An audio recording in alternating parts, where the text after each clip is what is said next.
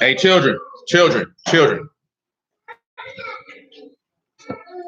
All right, y'all. So we give praise, esteem, and honor to the Most High, Yah, in the name of Yahushua HaMashiach. You know, pardon the delay. Joe's on the string. I went to holler at some brews real quick, man. That was the hold up.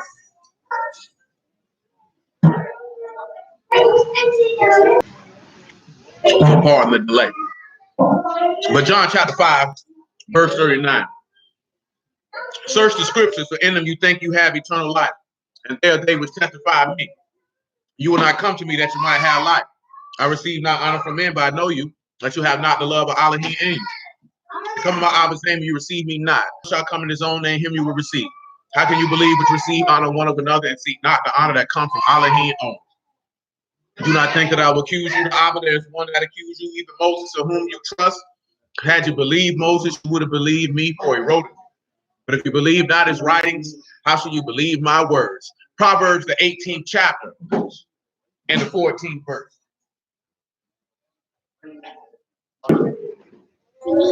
Oh, she needs it. Yes. Okay, man. All right. So that's our baseline. We'll get to that baseline shortly. But I need you to take a trip to Psalms 105.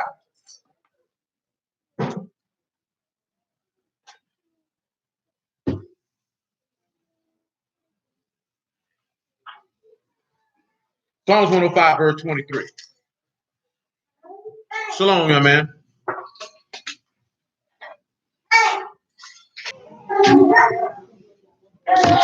So we talking about these plays, we'll line them up. That ain't gonna take long to line them up.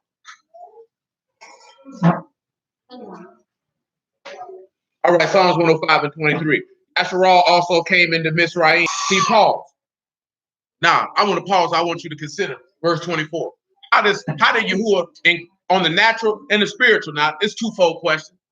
How does he increase his people greatly to make them stronger than their enemies? How is that accomplished? First, on the natural, how was that accomplished? Clearly, he's giving you the context of what he's referring to. So he's referring to you being in Egypt. So how was that accomplished?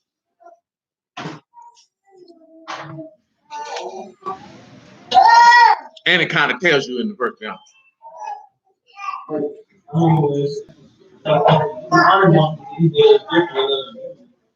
No, and what you're referring to is in Exodus that he said he would make a difference between Israel and Egypt based off the plague.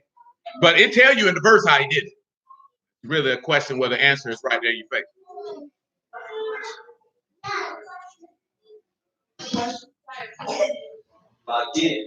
Yeah, it'll tell you right there. He increased them greatly by increasing their numbers. Come over here to Exodus 2, I believe.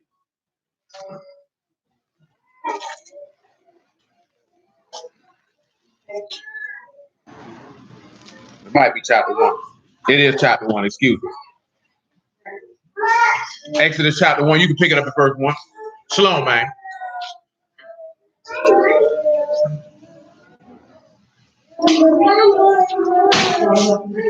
Exodus 1 and 1. Now, these are the names of the sons of Gad last night after I got finished. That Genesis 50 and 22. What the purpose was of Joseph being sold into Egypt. He said, you thought evil against me, but it was really to save many souls alive. This is why the seed of the righteous were not forsaken and begging for bread. Because what somebody thought that they were doing to destroy someone was really the fulfilling of Yahuwah's will and his plan. It's the same token of what they did to the Lord. What they thought they were doing is they thought that they were destroying something and it was saving people. It's no different than when they slay the two witnesses, you thinking that you're doing something, but it's really for the salvation of those who were chosen when they witness that because they see the confirmation of the script. You know what I'm saying? This is why people look at you and they think you're a fool and they think you crazy. See, this is why I mentioned that last night, man. People talking about they seeing parallels out of Egypt. Are any of y'all seeing any parallels? Are you coming out of Egypt based off what's going on right now? Because I see not there. I ain't seen nobody go to President Trump and say, let them Israelites go. I ain't even heard him say nothing about black people at all because I think he's thoroughly and genuinely unconcerned. But as I told you last night, and I've told you in the past, the president has no power. And if you don't believe that this statement is true, do research it for yourself. Because Franklin Delano Roosevelt is quoted as saying that presidents are not elected, they are selected. You don't vote for no president. You don't pick no president. And if you think you do, then you really need to check your level of intelligence. And why do I say that? Because that means you bought what they sold you. So that means what else did you buy that they sold you? Because you're not as smart as you think you are if you bought a bowl of lies. Remember, I told y'all this before. People outside of America feel like Americans are the dumbest people on the planet. Because people outside of America know they're being lied to by their government. But you being lied to by your government, and you believe it to be true and think you're superior to other people. You know what I'm saying? And that's why they believe that we're the dumbest people on the planet. You know what I'm saying? Also on the fact that you think that you're free. But these white folks, you know what I'm saying? These people telling you, you can't go to the beach. You can't go do this here. These people done told you, you can't hang out with more than 10 people at a time. See, right now, according to them, we are violating their rules. Because they say they recommend that you shouldn't be around no more than 10 people so you don't catch a respiratory infection. Now imagine when it flips and they're going to tell you that you can't congregate with anybody who holds the testimony of Yahushua.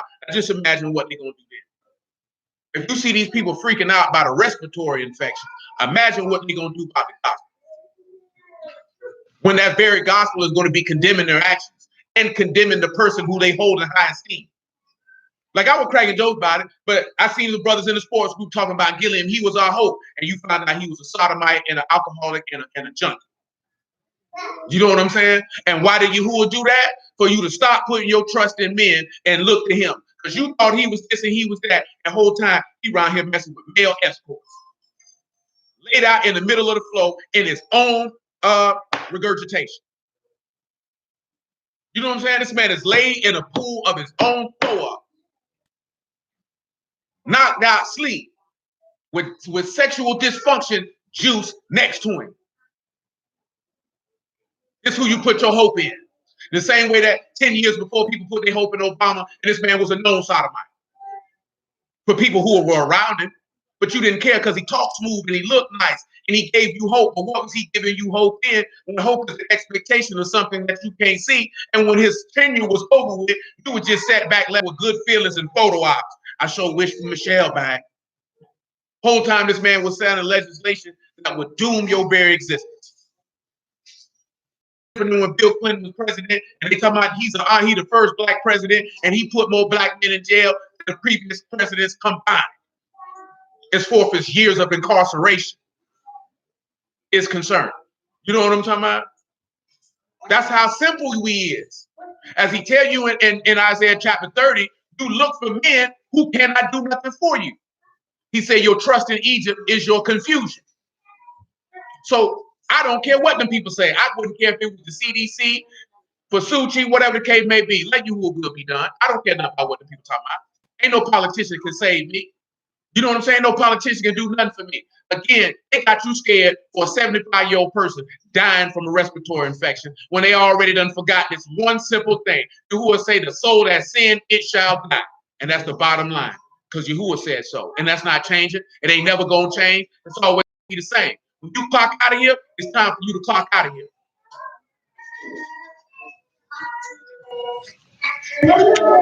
1 and 2, if you would. Exodus 1 and 2. Reuben, Simeon, Levi, and Yehuda, Issachar, Zebulun, Benjamin, Dan, Naphtali, Gad, and Asher. All the souls that came out of the loins of Jacob were 70 souls. But Joseph was in Mizraim already. Joseph died and all his brethren and all that generation. And the sons of Yasharal were fruitful and increased abundantly and multiplied and waxed exceeding mighty, and the land was filled with them. Now listen, come on back to Psalms 105. Now y'all know something, right? The more people you have, the more strength you have. Now, case in point. That's why, shalom, man. That's why in America,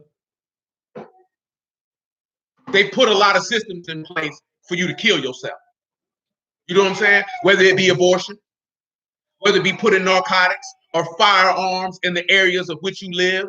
I would just listen to a white dude here in Jacksonville that say he stepped to a record exec and they were talking about radio exec, talking about certain music they put out. And they was like, okay, black men rapping about radio exec. You know what I'm saying? Like, yeah, Oh, we can't talk about rape. We can't make no music about this here. But this music here, we can consider that. Because this is the mind frame that they want you to have. Because they don't want you to increase. And as I told you before, you see it in the text. Who did the Egyptians want to kill? No, they wanted to kill the firstborn males. That's who they wanted to kill. Who did Herod want to kill? The males. He didn't want to kill no girls because girls are no threat. You know what I'm saying? You can believe that black girl magic stuff and all that other stuff they put out there. You are no threat. They'd rather have 50,000 of you than 150,000 young men. Because you're not going to put nothing together to threaten the power structure. You know what I'm saying? You're not created for that. You don't have the mental, spiritual, and emotional wherewithal for that. You are easily dictated and controlled because all they have to do is give you some semblance of power and materialism. And you will sit down and shut your mouth. You know what I'm saying? That's the bottom line. You're not going to stand up and fight for nothing. Truth be told, and we did more extensive research, the narrative that they give about Harriet Tubman probably is not even factual. You know what I'm saying? Just took a woman, made her the face of something, so you would always worship a woman and look for a woman to lead you to freedom. Look for a woman to come save you. As a little boy would look to his mama when he skinned his knee.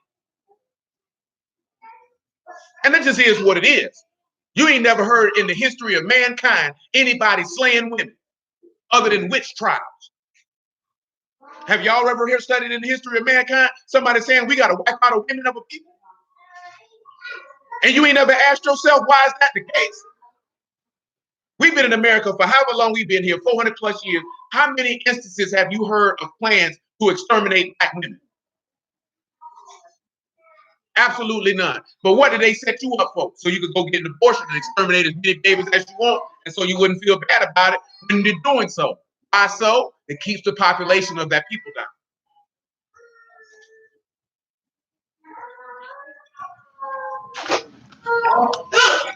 Nevertheless, now, how does he increase you mightily to be stronger than your enemies on the spiritual side, according to verse 24, Psalms 105? That's an easy one, if you think on it. Yeah. Number one, on the spiritual side, who is your enemies? Spiritually, you got two enemies. Sin and death are your enemies. So how did he increase you mightily to be stronger than your enemies? Because 1 John 4:4 told you, greater is he that is in you than he that is in the world.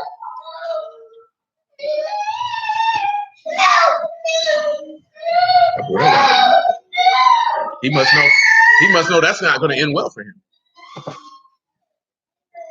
Psalms 105 and 25. 105 and 25.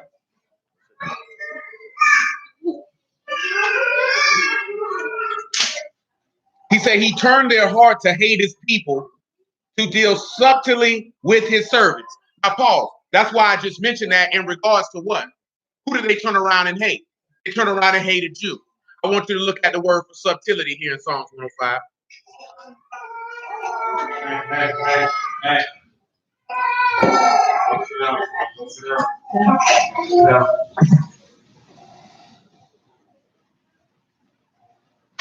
The word is Nakal.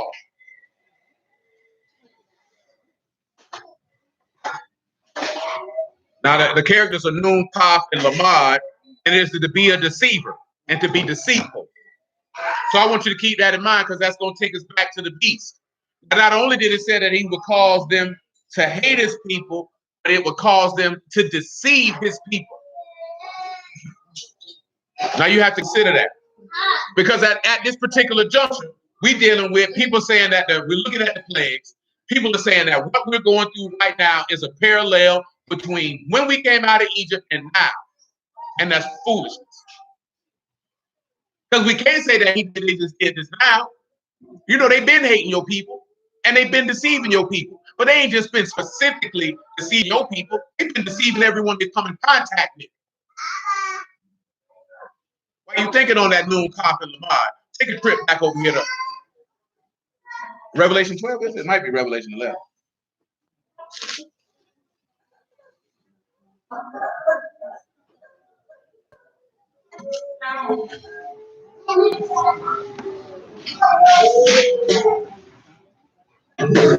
Let me see. That ain't what I want.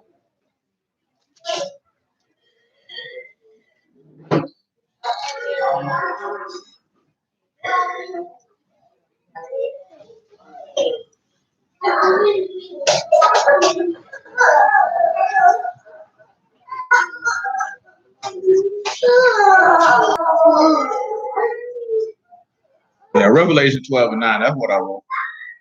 Just that. It says, and I heard a loud voice saying, and a great serpent cast out, that old serpent called the devil and Hashatan, which deceived the whole world. And he was cast into the earth, and his angels were cast out with him. So if you're looking at Satan has deceived the whole world, how has he deceived the world? According to the scriptures, what can you see that he has done to deceive the world? He has many tricks of the trade, so it's not one answer. He told Eve that you wasn't going to die. I can dig that. But and then in that deception, though, what was the cause? What did he deceive her into doing? What deception did he use? The deception that he used is he deceived her by her own desire, because she already had a desire to partake in this tree. So because she already had a desire to partake in this tree, he told her, it is one that will make you wise. You will not surely die. This is a case in point again, what I done told you, that if you want to destroy a people, you go after their women, because women are easily deceived. Very easily deceived. You know what I'm saying? Because they are led by their emotions. So they're going to go by how they feel, and how they feel can change at any given moment. That's all he went by. That's why 1 Timothy 5 and 6 says, a woman that lives in pleasure is dead while she lives. Same token, it's no different for no man. You live according to pleasure and what makes you feel good, you're dead even though you're alive. It means you're a person who is earmarked and easy to be deceived. Come over here to Romans chapter 7.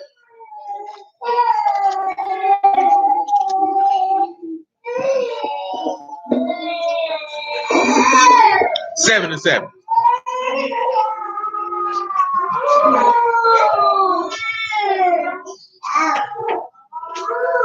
Hey, come sit over here. Now, this thing ain't to pick at no women. This is to understand. This is how the enemy works. This is how life works. We've already discussed that when we've been talking about mother goddess worship. Who are they going after with that? They're going after the women with that, because they know the women will hold an influence over the man, because the man has a desire to be with the woman. Because when you get with a woman in regards to beginning a relationship, she dictates the terms.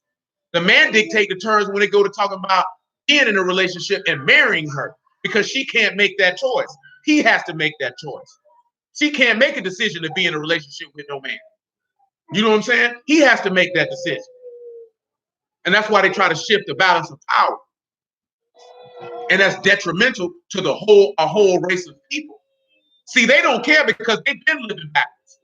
Hey, be quiet. You know what I'm saying? You've been wanting to live backwards since you came in contact with them. And you ain't just come in contact with them when you came on the shores of America. Everywhere you came in contact with a different group of people, you wanted to do what they were doing. Romans 7 and 7. What shall we say then? Is Torah sin? Elohim forbid. Nay, I had not known sin, but by Torah. For I had not known lust, except Torah had said, you shall not covet. But sin, taking occasion by the commandment, brought in me all manner of conspicuance, for without Torah, sin was dead. For when I was alive without Torah once, when the commandment came, sin revived, and I died. And the commandment which was ordained to life, I found to be unto death. For sin, taking occasion, you really with the three concepts of what I mentioned to you last night. He slays you with selfish motivation, which is your lust. He slays you with pride, and he slays you or deceives you with your unbelief. That's what he gets you with. Because see, if you have a desire to do what it is that you want to do, then you make yourself very easily being deceived by him. Because as it says in Timothy, you're going to seek to be more of a pleaser of yourself than a pleaser of Elohim, which is going to be because of pride. Because you're not going to be able to humble yourself to be a servant, which means you're not going to have a wounded spirit, which means he's not going to be able to lift you up because you won't humble yourself to be wounded. So that Ruach that is in you is not going to be able to sustain your disease or your infirmity, as it's written. It's not going to be able to do it. That's why I mentioned to you right now, all your distractions are out of the way. Your idols are being destroyed before your face to a small extent. It's a minimal extent. Why do you think when you sit back and look at it, right, people ask, why they only showing black actors? Because they probably perceive from what they're seeing that black people are not taking this event seriously. They're not concerned with it. So what do you have to do in order to get a demographic under control? Trot out people who they respect and hold in high regard to convince them. So what did they do? They took Rudy Gobert, ran him out there, gave it to Donovan Mitchell, run him out there, run a football coach out there, run Idris Elba out there, run people out there whom you respect.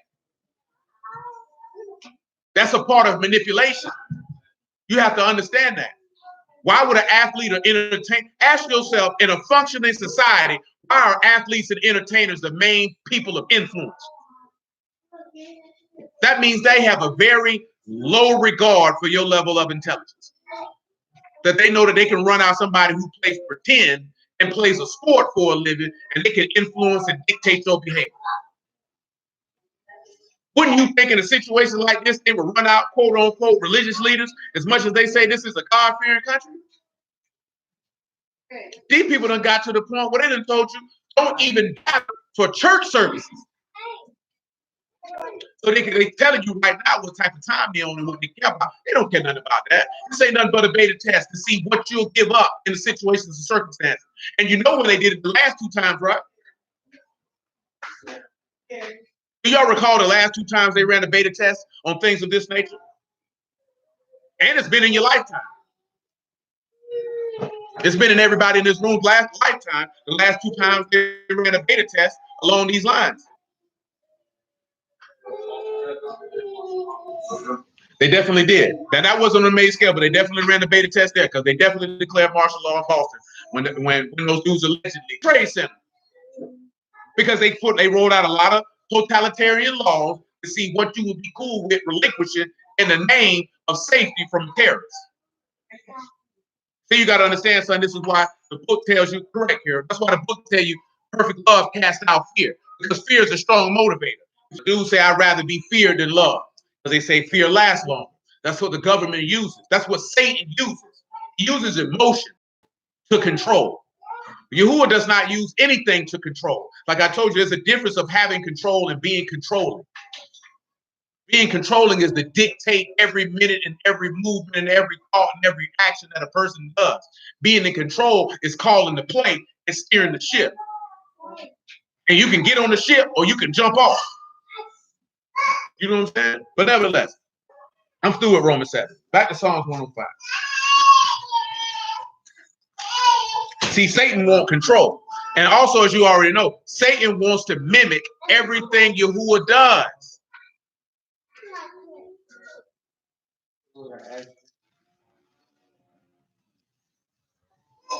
Verse 26 of Psalm 105.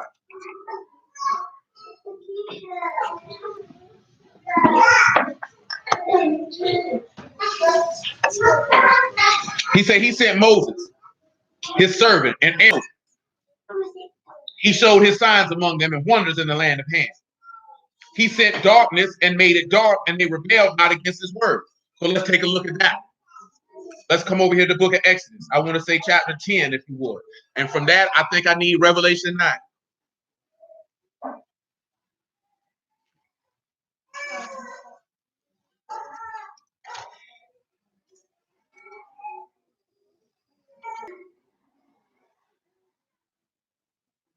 What's up, cuz?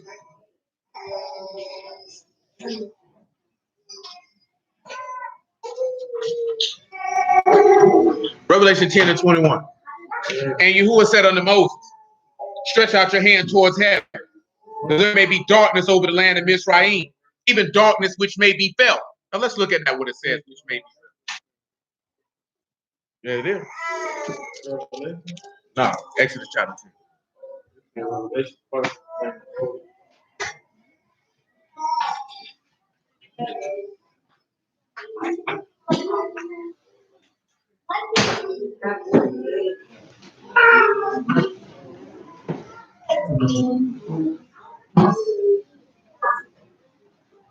The word for which may be felt is Mashal. It is to feel through or growth, or to feel through or to grow. You got Meme and two Shans.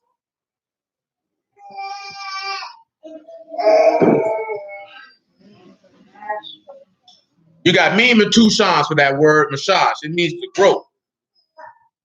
So they want a darkened counsel. I can see why you would say that.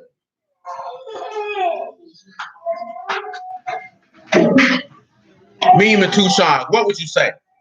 Considering that he says that he will make darkness that they can feel. Remember, it tells you that in Amos, though, he was referring to Mashiach, that he would have them grope in the darkness as in the noonday. Of course, you know that him making it go dark with Mashiach on the stake is also going along with this particular plague, because that was a darkness that they could feel. Why can they feel that darkness? Because you have chaos. Why do you have chaos? What is chaos? It's nothing but disorder or dysfunction. You're not doing things according to the due order. So now, because of that chaos, you are prepared to be destroyed. So this is why he makes it go dark. Because what ended up happening to Egypt? They got destroyed. Egypt has not been the same kingdom since the day you left from up out of there. Have they done things after that? Absolutely. A lot of it was under the rule of other people. Nevertheless, Moses stretched forth his hand towards heaven, and there was a thick darkness in all the land of Egypt 3 days. They saw not one another. Neither they rose any from his place for 3 days. The sons of Yasharal had light in their dwellings. So pause. Come to Ephesians chapter 5 before we hit Revelation.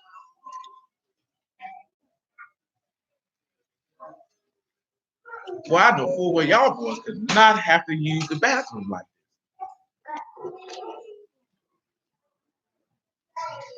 Oh, you know what's funny? I think about it, man. I was out there talking to a brother, and I was like, man, you know, if you're skilled enough, young man, I say you should be able to preach the gospel without going to Matthew, Mark, Luke, and John. He said, oh, I thought you were saying don't read the Bible. I say, well then. I don't know how you gathered that, sir. But let me clarify. Man, a lot of the brothers don't be meaning no harm, but they just be going where they train. And once you get past the bluster and they put that down, man, them dudes ain't bad.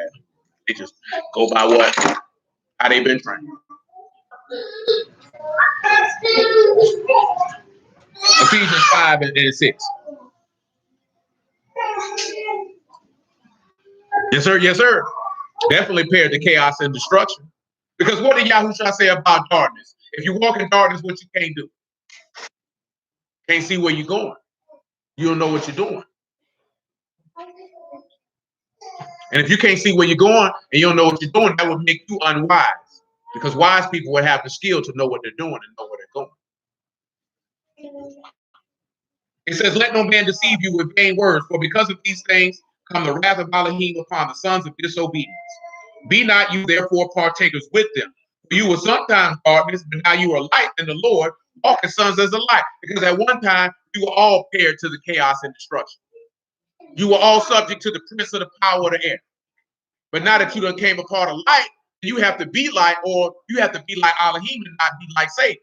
Because if you were son of darkness, then you what did Yahushua say about him? He said, you are of your father the devil, and what? The lust of your father you will do. Say he was a liar from the beginning, and the truth ain't in it. So when you turn around and you look at that, the lust, that's the first thing he said. The desires of your father, that's what you're gonna do. So the desire of Satan is what? Pride. Why is his desire pride? Because he wants to be worshipped. This is why it states in another letter that Paul wrote, they have a form of godliness, but they don't obey.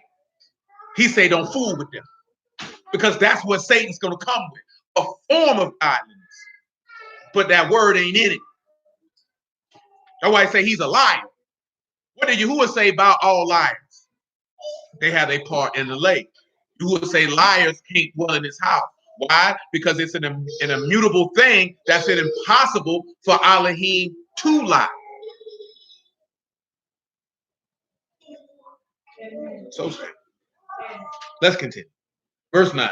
For the fruit of the Ruach is in all goodness, righteousness, and truth, proving what is acceptable unto the Lord, have no fellowship with the unfruitful works of darkness, but rather reprove them. See, that was another reason why he made it go dark, and we're going to go back to that in Exodus. Because if you don't have no sunlight, what your crops can't do? They can't give fruit. They can't bear fruit. If you don't have sunlight, so to speak, then guess what you're not going to do? You can't bear fruit. So he tell you not to dwell in darkness, but be light. People wonder, why am I not producing the self-control, the faith, the joy, the peace, the love, the long-suffering, the gentleness, the goodness? Because you dwell in darkness.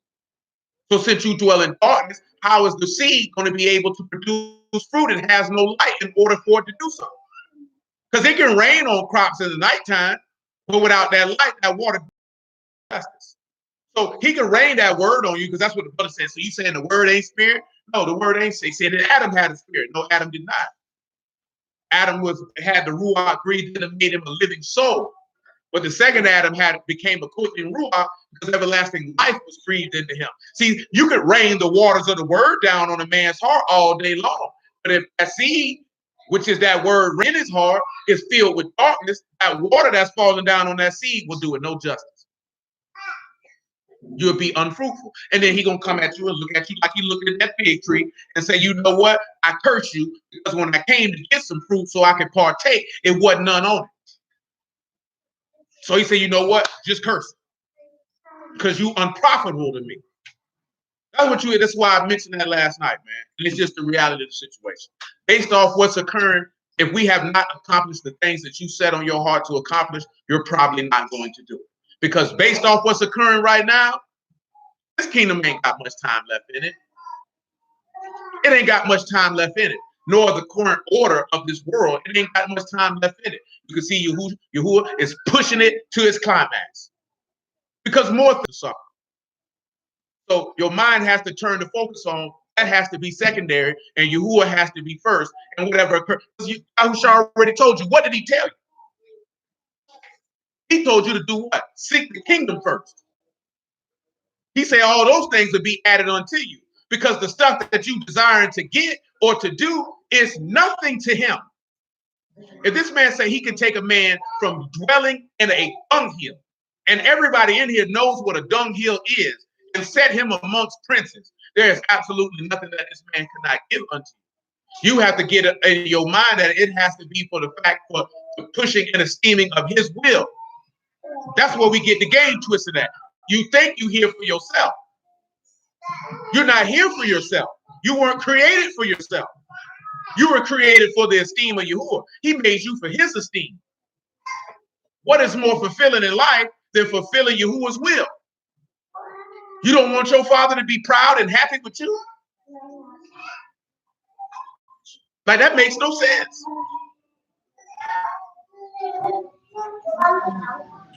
What it is, verse 12. For it is a shame even to speak of those things which are done of them in secret. But all things that are reproved are made manifest by light. For whatsoever do make manifest is light. Wherefore he said, awake you that sleep and arise from the dead, and Mashiach shall give you light. See, he wants you to come out of the darkness in the light. Matter of fact, he tell you that in the Colossians, but we're not going to read that right now, because we need to keep on rolling. Come on back to Psalms 105, or Exodus 10, excuse me.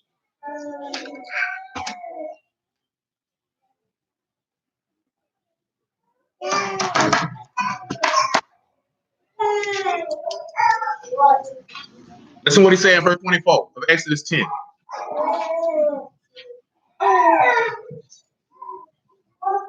Hey, you got a giraffe on your shirt.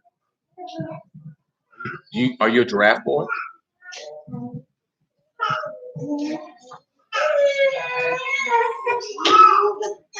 Exodus 10 and 24. Pharaoh called unto Moses and said, go serve you Yahuwah, only let your flocks and your herds be stayed, and let your little ones also go with you. Moses said, you must give us also sacrifice and burnt offerings, that we may sacrifice unto Yahuwah Elohim. Our cattle also shall go with us. There shall not be a hoof be left behind. Therefore must we take to serve Yahuwah. We know not with what we must serve Yahuwah with until we come hither. But Yahuwah hardened Pharaoh's heart. He would not let them go. Pharaoh said unto him, get you from me and take eat to yourself. See my face no more. For in that day you see my face, you shall die. Moses said, you have spoken well. I will see your face again, no more. Has it went dark yet? Now let's see if the book of Revelation tell you it's going to go dark. I think I need 16 and not 9, but I'll double check. I might need both. It's 16. I do need 16. And you know what I'm going to do? We just going to start at verse 1 and run them on down. 16. Matter of fact, back it up to Revelation 15. We'll read both. It ain't going to hurt nothing. First. What you do? Revelation 15 and 1. And I saw another sign in heaven, great and marvelous, 7 malachim, having the 7 last plagues. For in them is filled up the wrath of Elohim. Does anybody recall, what did Yahuwah say, what by Moses, to Pharaoh, that what was Pharaoh's purpose? I read it in Romans 9. I didn't read it in Exodus 6. Does anybody recall, what did Moses by the mouth of Yahuwah say to Pharaoh about what his purpose was, meaning Pharaoh? He raised him up so that he could make a name in him. I want you to come to look at that in Exodus 6 just so you can see that. We read it in Romans 9, but you need to know where it's at if you don't know where it's at.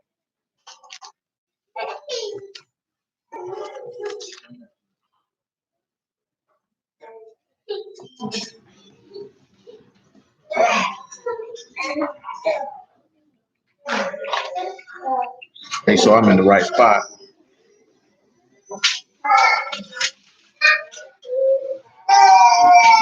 Make it 6 and 1. Exodus 6 and 1.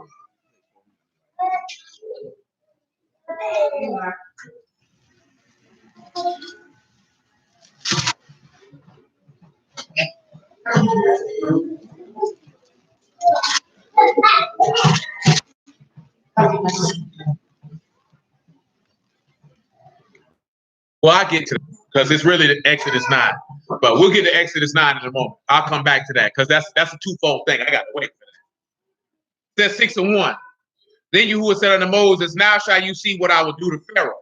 For with a strong hand shall he let them go, and with a strong hand he shall drive them out of his land. Elohim spake unto Moses, and said unto them, I am Yahuwah. And I appeared unto Abraham, unto Isaac, unto Jacob, by the name of Elohim Almighty. By my name Yahuwah was I not known to them. I've also established my covenant with them to give them the land of Canaan, the land of their pilgrimage, wherein they were strangers. Now, just keep that in mind. I'll get to the point of what I mentioned. I'll be getting ahead of myself. Come back to Revelation 15. Why are you crying? You bugging, yo. Hey, go do what she asked you to do. Get up, man. What you crying for? You making it worse on yourself.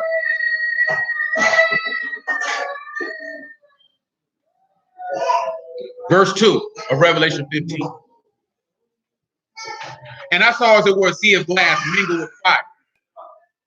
And them that had gotten the victory over the beast and over his image and over his mark and over the number of his name stand on the sea of glass having the hearts of Elohim. How do you attain that victory? How is that victory attained? Notice what he said they got victory over. So if they got victory over the beast, who did you get victory over?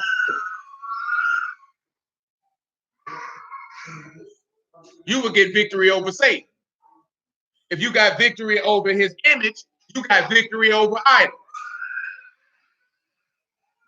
And if you got victory over his mark, what did you get victory over? You got victory over his covenant. So when you get the victory, how do you attain the victory? That you believe that Yahushua is the son of Elohim. This is your victory and this is your faith. This is everything that you said and everything on because you believe he's the son of Elohim. If you believe he's the son of Elohim, you would believe he got victory over the covenant of death that you made, that he told you about in Isaiah 28, that he would disannul. You would believe that he got victory over all the idols you worship, which caused you to go astray from him. And then, of course, you know he got victory over the serpent, like he told you in Genesis chapter 3, that he would step on his head. So everything that Yahushua doing, you ain't doing nothing different than what he did. There is no difference. The brother cat asking this here, well, how did Yahushua follow keep the commandments? Because he had the fringes on. And he didn't let me get to the point where I can expound It wasn't the fringes.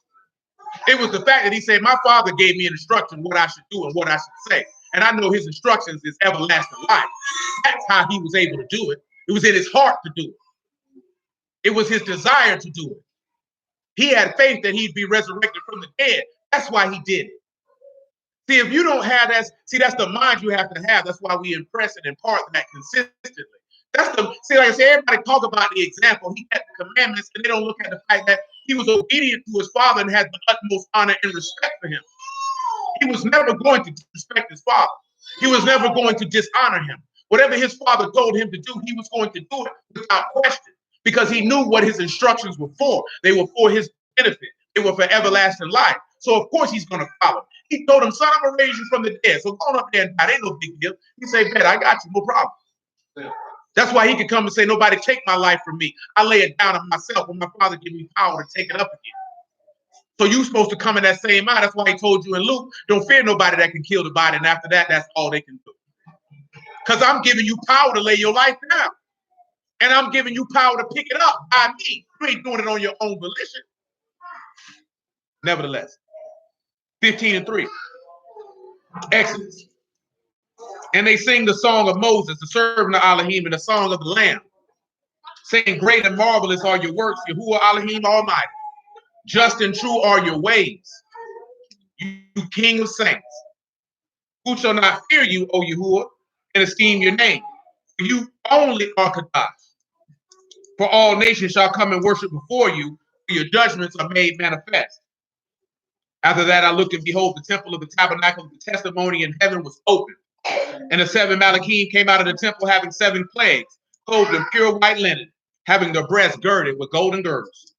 And one of the 4 beasts gave unto the 7 Malachim 7 golden vials, full of the wrath of Elohim, who lived forever and ever. The temple was filled with the smoke from the esteem of Elohim and from his power, and no man was able to enter into the temple until the 7 plagues of the 7 Malachim were fulfilled. Now let's begin to look at them, and let's see how these plagues line up just with Egypt. And so it's only a couple that's omitted. One, of course, is the killing of the firstborn. We know that that's omitted. That's not there. But let's continue. Verse 1 of Revelation 16. And I heard a great voice out of the temple saying to the 7 Malachim, go your ways and pour out the vials of the wrath of Elohim upon the earth. The first went and poured out his vial upon the earth. There was a noisome and grievous sore upon the men which had the mark of the beast, and upon them which worship his image. So let's look at the first thing that he poured on them. What did he pour on them? They had a sore. Let's look what that Greek word for sore is. Not no herpes sore. They probably had something worse than a herpes sore. Y'all ever had a herpes sore? You had one before. If you had a cold sore, you had a herpes sore. Everybody got herpes. No, seriously, I'm not being funny. You have herpes simplex B, unless it's a breakout on your genitalia, but everybody got herpes. Medically, that's what a cold sore is. That's herpes.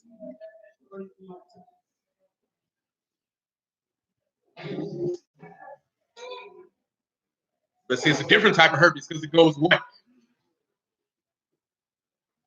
When you get the herpes on your pee-pee, it don't go away. Now your penis is looking like Nestle Crunch. And that's what you get.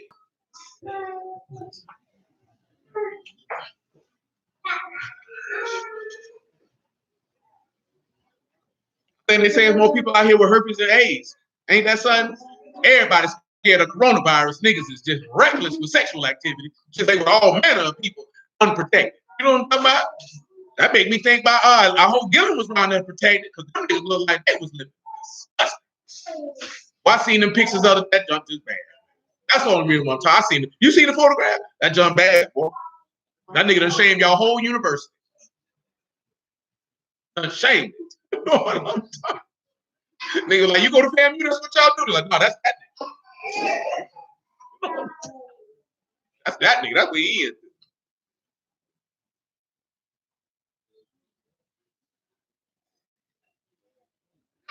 That junk is funny. That nigga was laid out like a baby sleep. Hey, it's a wound that produces, the word is helcos.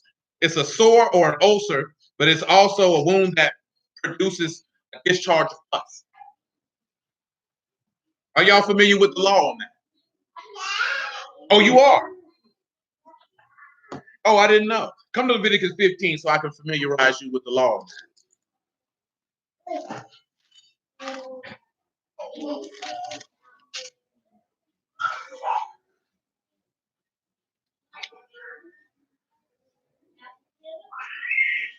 Spot.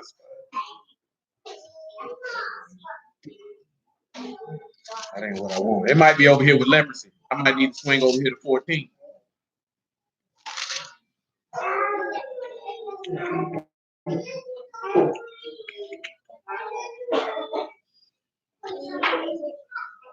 I don't think we ever looked at this one here. I remember the first time I'm looking at this here, because see, you have certain sores that if they have a pus, see, you have a discharge, you're unclean, can't nobody come near you. You got pus running out. You ever had a wound, had pus running out? Nigga, I ain't talking about sexual wound. You probably done had a cut or something on your body and have a white discharge. Nigga, that's pus.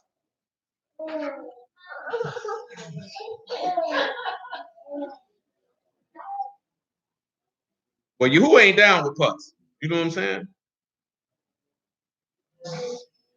At least in regards to coming into the temple. Hey, I'm trying to remember what I said. It's been a long time since I read that.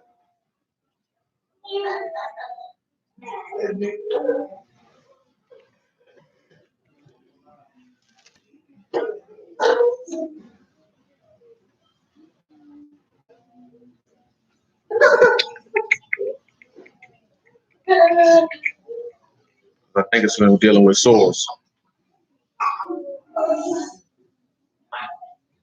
Yeah, it is. I'm in the wrong chapter. It's 13. There we go. Leviticus, chapter 13. You put out verse 33.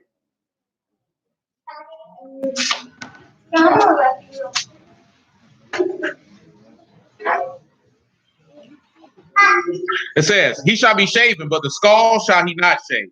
The priest shall shut him that have the skull 7 days more. And the 7th day the priest shall look on the skull, and behold, if the skull be not spread in the skin, nor be in sight deeper than the skin, then the priest shall announce him clean. He shall wash his clothes and be clean. Now, this refers to here as these are plagues of the skin, if you will. Let me get that word for plague for you.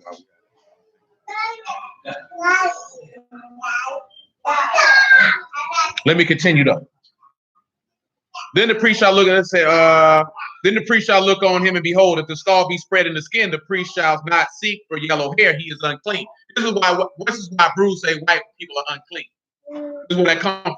If you ever hear them say if somebody got blonde hair, they unclean, this is why they say that. Of course, that's completely erroneous, but they can say it nonetheless. And I just skipped the chapter. I'll give you what the yellow hair is.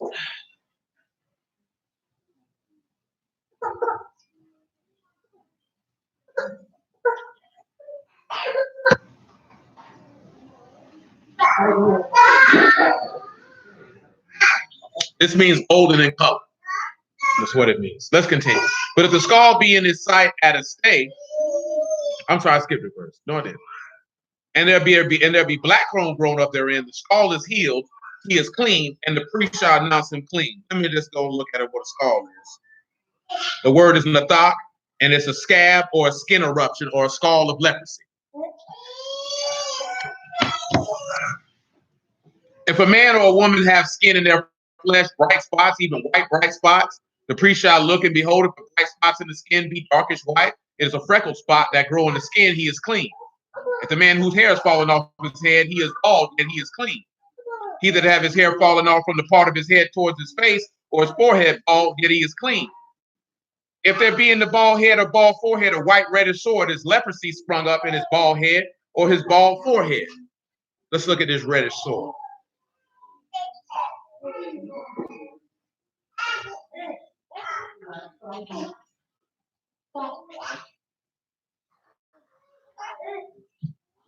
The word for sore is nagat. And it's the word, it's a disease, it's a mark, it's a plague, it's a spot, it's a stroke, it's a wound. You have Nun, Gamal, and you got Ayin. That's what that is when you're dealing with a plague. This is what he poured on them. If you remember now, this is if you worship the beast or you take his mark, then you will get this type of sword that you see in the law, which will make you what? Unclean. If you unclean, what can you not do? You cannot approach to Yahuwah. So what does this show you? We are not in that time because nobody has any swords because no one has taken the mark and nobody has worshipped his image. You're not there yet. You know what I'm saying? These are the things that he gonna pour out before it's coming. The same thing he did with Egypt, he gonna do at the end, so you know it's him. Did he not pour out swords and boils on the Egyptians? Well, let's look and see if he did that. Come over here to the book of Exodus, since we already over here. Exodus chapter 9 and verse 8.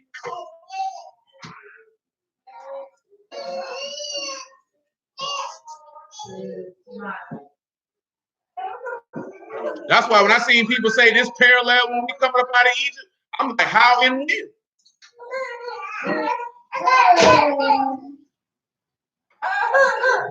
I ain't got no patience, Lord. No. Say it's my bottle, and I want it now. Exodus 9 and 8. And Yahuwah said unto Moses and unto Aaron, take to you handfuls of the ashes of the furnace. Let Moses sprinkle it towards heaven in the sight of Pharaoh. And it shall become small dust in the land of Mizraim, and shall be a boil breaking forth with blains upon man and upon beast throughout all the land of Egypt. Let's look at that word for boils and blains. Now, this is a little different than the sword.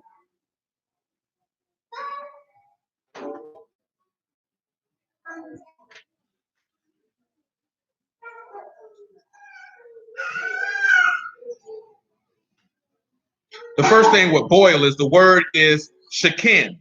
It's an inflamed spot, an inflammation, or an eruption. And for that word, you have shan, you have kot, you have yod, and you have nun. So the first thing you look at if somebody had that boil is that they've been consumed and they've been separated. When you look at what a blain is, that word is avabuth, and it's a blister, or basically just a blister. Aleph, bat, ayin, adin, ayin, and ta. Or hey, excuse me. So this is what it is you got boils and you got blisters. There's another place that speaks about boils. You seen what happened when Job had boils? What was he in there doing? He was in there scratching. It's a very, very uncomfortable state to be in. But let's continue. Verse 10 of Exodus chapter 9.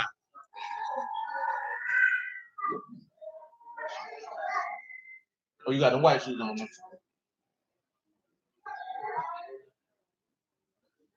And they took the ashes off the furnace and stood before Pharaoh, and Moses sprinkled it up towards heaven, and it became a boil breaking forth with blains upon man and upon beasts. And the magicians could not stand before Moses because of the boils, for the boil was upon the magicians and upon all the Egyptians.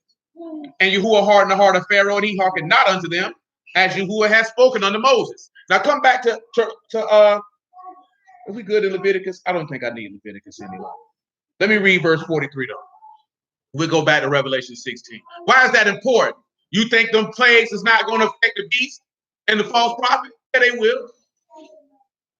Because you have to remember the two witnesses have already prophesied to make him feel trouble, and he killed them. So they didn't already put this out there of what type of time he owned. Remember what Revelation 14 said, that the angel would go through the whole earth and preach the everlasting gospel. So meaning he going to visit that gospel among many men and they going to preach it. And people still ain't going to listen. Because they're going to do just like what Pharaoh did. See, the beast's heart already hard. He didn't already stood up and said he God. His heart already hard. See, you have to get to the point. You got to understand something. When your heart get hardened, that means you'll hear the word and say, I ain't doing it. Even when you know it's right. You're going to say, I'm not doing it. I'm going to do what I want to do. See, he will harden you in your pride. And you'll hear the word and you will do the direct opposite. Same way that you tell they trying to do something and they go do something else, that's what you do. You just do it to a parent you can't see. You know what I'm saying? See, they know it's a media call. You feel like I can just say, my bad, and it's straight. See, you have to look at it to the point of, you don't want to get to the point like what we read in Proverbs 29:1, that somebody who is constantly being proved, that they get destroyed in an instant. Because see, Yahuwah get tired of talking and tired of telling you, do this, do that. You see that in the wilderness, what he was ready to do. Agitated he was. You know what I'm saying? That man said, you got to find you somebody to play with, because he's not the one to be played with. And you feel like you could play with him because you got it in your mind that he's so merciful that he'll just forgive me. It don't matter.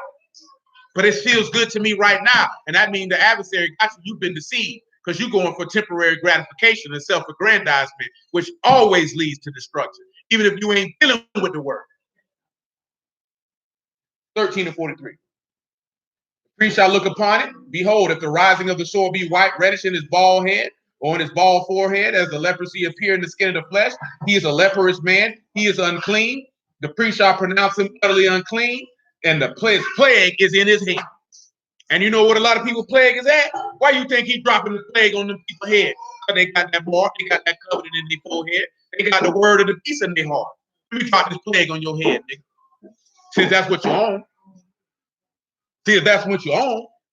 See, that's what I was trying to tell the brothers out there. Like, okay, you coming with these laws, you need to keep the Sabbath, sis. You ain't gonna make that sacrifice and not go shopping in with Dixie. Man, you know what I'm talking about? That's not gonna prepare your soul. Don't you cook on the Sabbath. That's all you got for me, my nigga. Don't cook on the Sabbath. Don't go in there and make eggs and grits.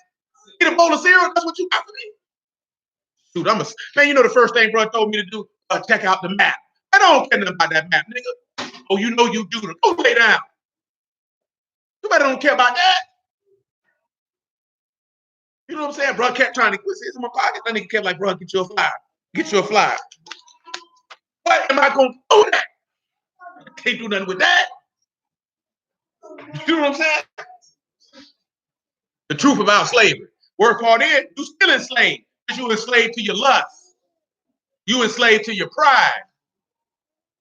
So it don't matter if you know that your people came over here on slave ships. You still a slave to sin. What good did that information do for you?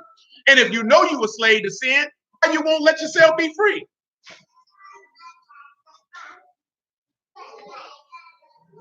You know the word part is, it's a lot of people incarcerated and they never walked in a prison a day in their life. Ain't never walked in a prison a day in their life. They've been locked up their whole life. You know what I'm saying? You're a prisoner to your thoughts. You're a prisoner to your feelings. You're a prisoner to your desires. And truth be told, that's even worse than being locked up.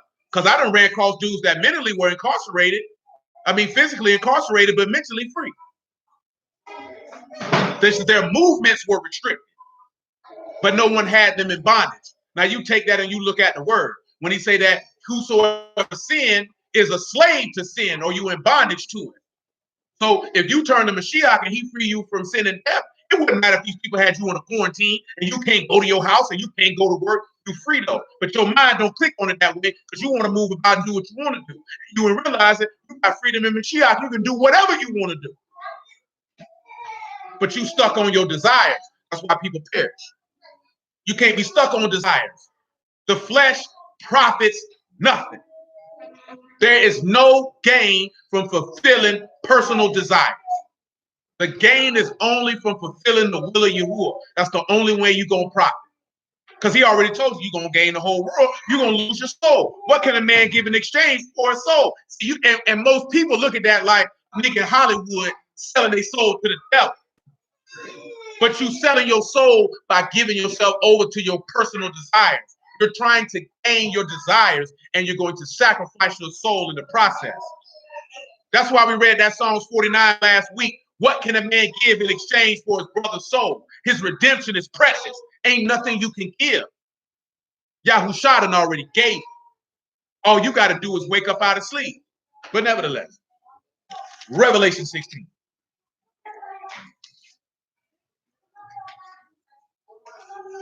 I'll read it verse 2 again.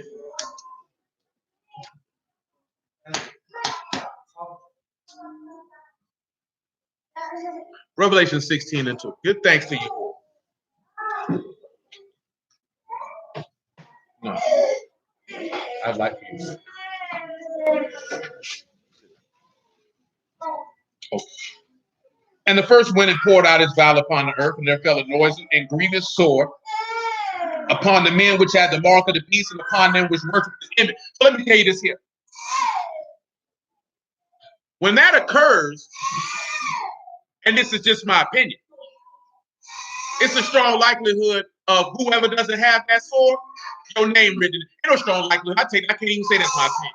But the book saying in Revelation 13 that everybody would take the mark whose name is not written in the book of life of the Lamb. Let's take a look at that in 13 chapter.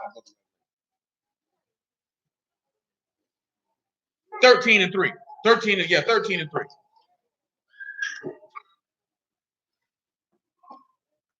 Here you go, right here, Drew.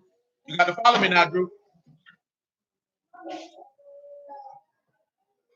Revelation 13 and 3. And I saw one of his heads as it were wounded to death. We'll make it verse 1 for clarity.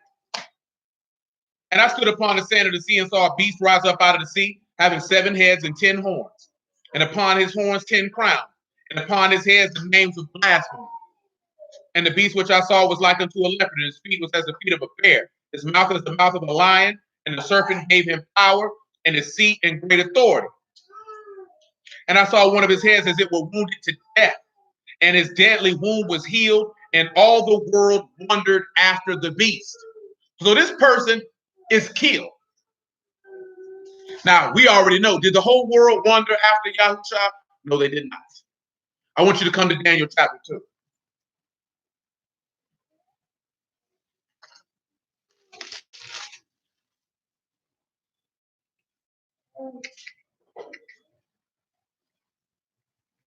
That's 49 verses. We can't read.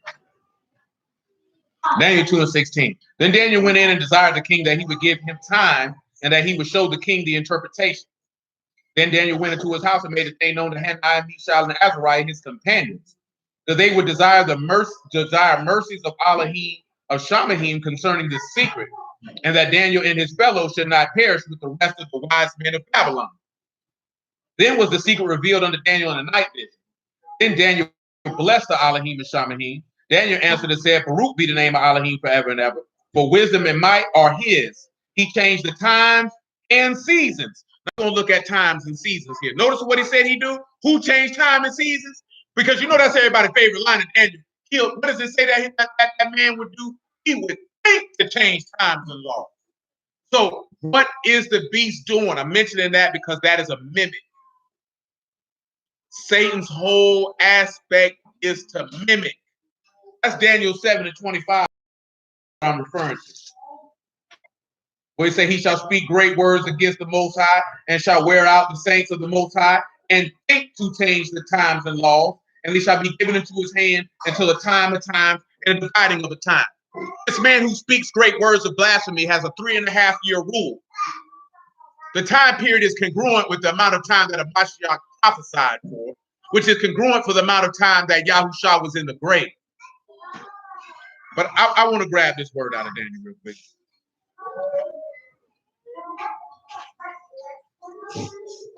Children, you're making too much noise for my taste. What verse did I do? 21.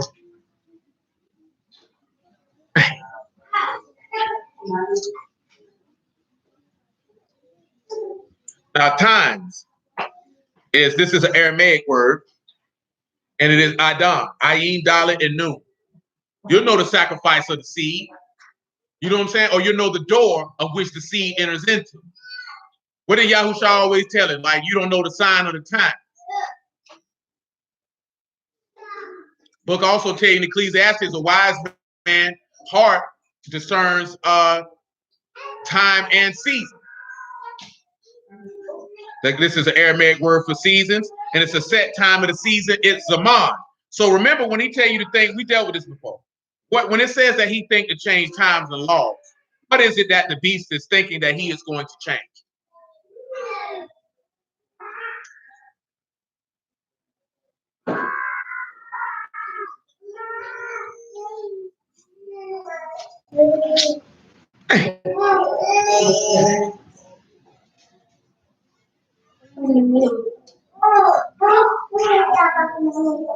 What is it that he's thinking that he wants to change? What is he trying to change? Now, the word for think here is savar. So he thinks or intends to do this. This is his intention. Just because you have an intention, don't mean you're going to do it. Remember what it said in Proverbs 19:21, right? I'll read it to you real quick. Because this is an example of Proverbs 19:21.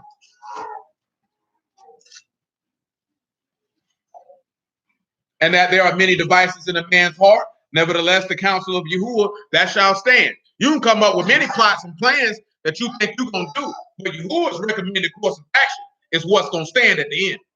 Don't matter what you plan. It don't matter what you plan.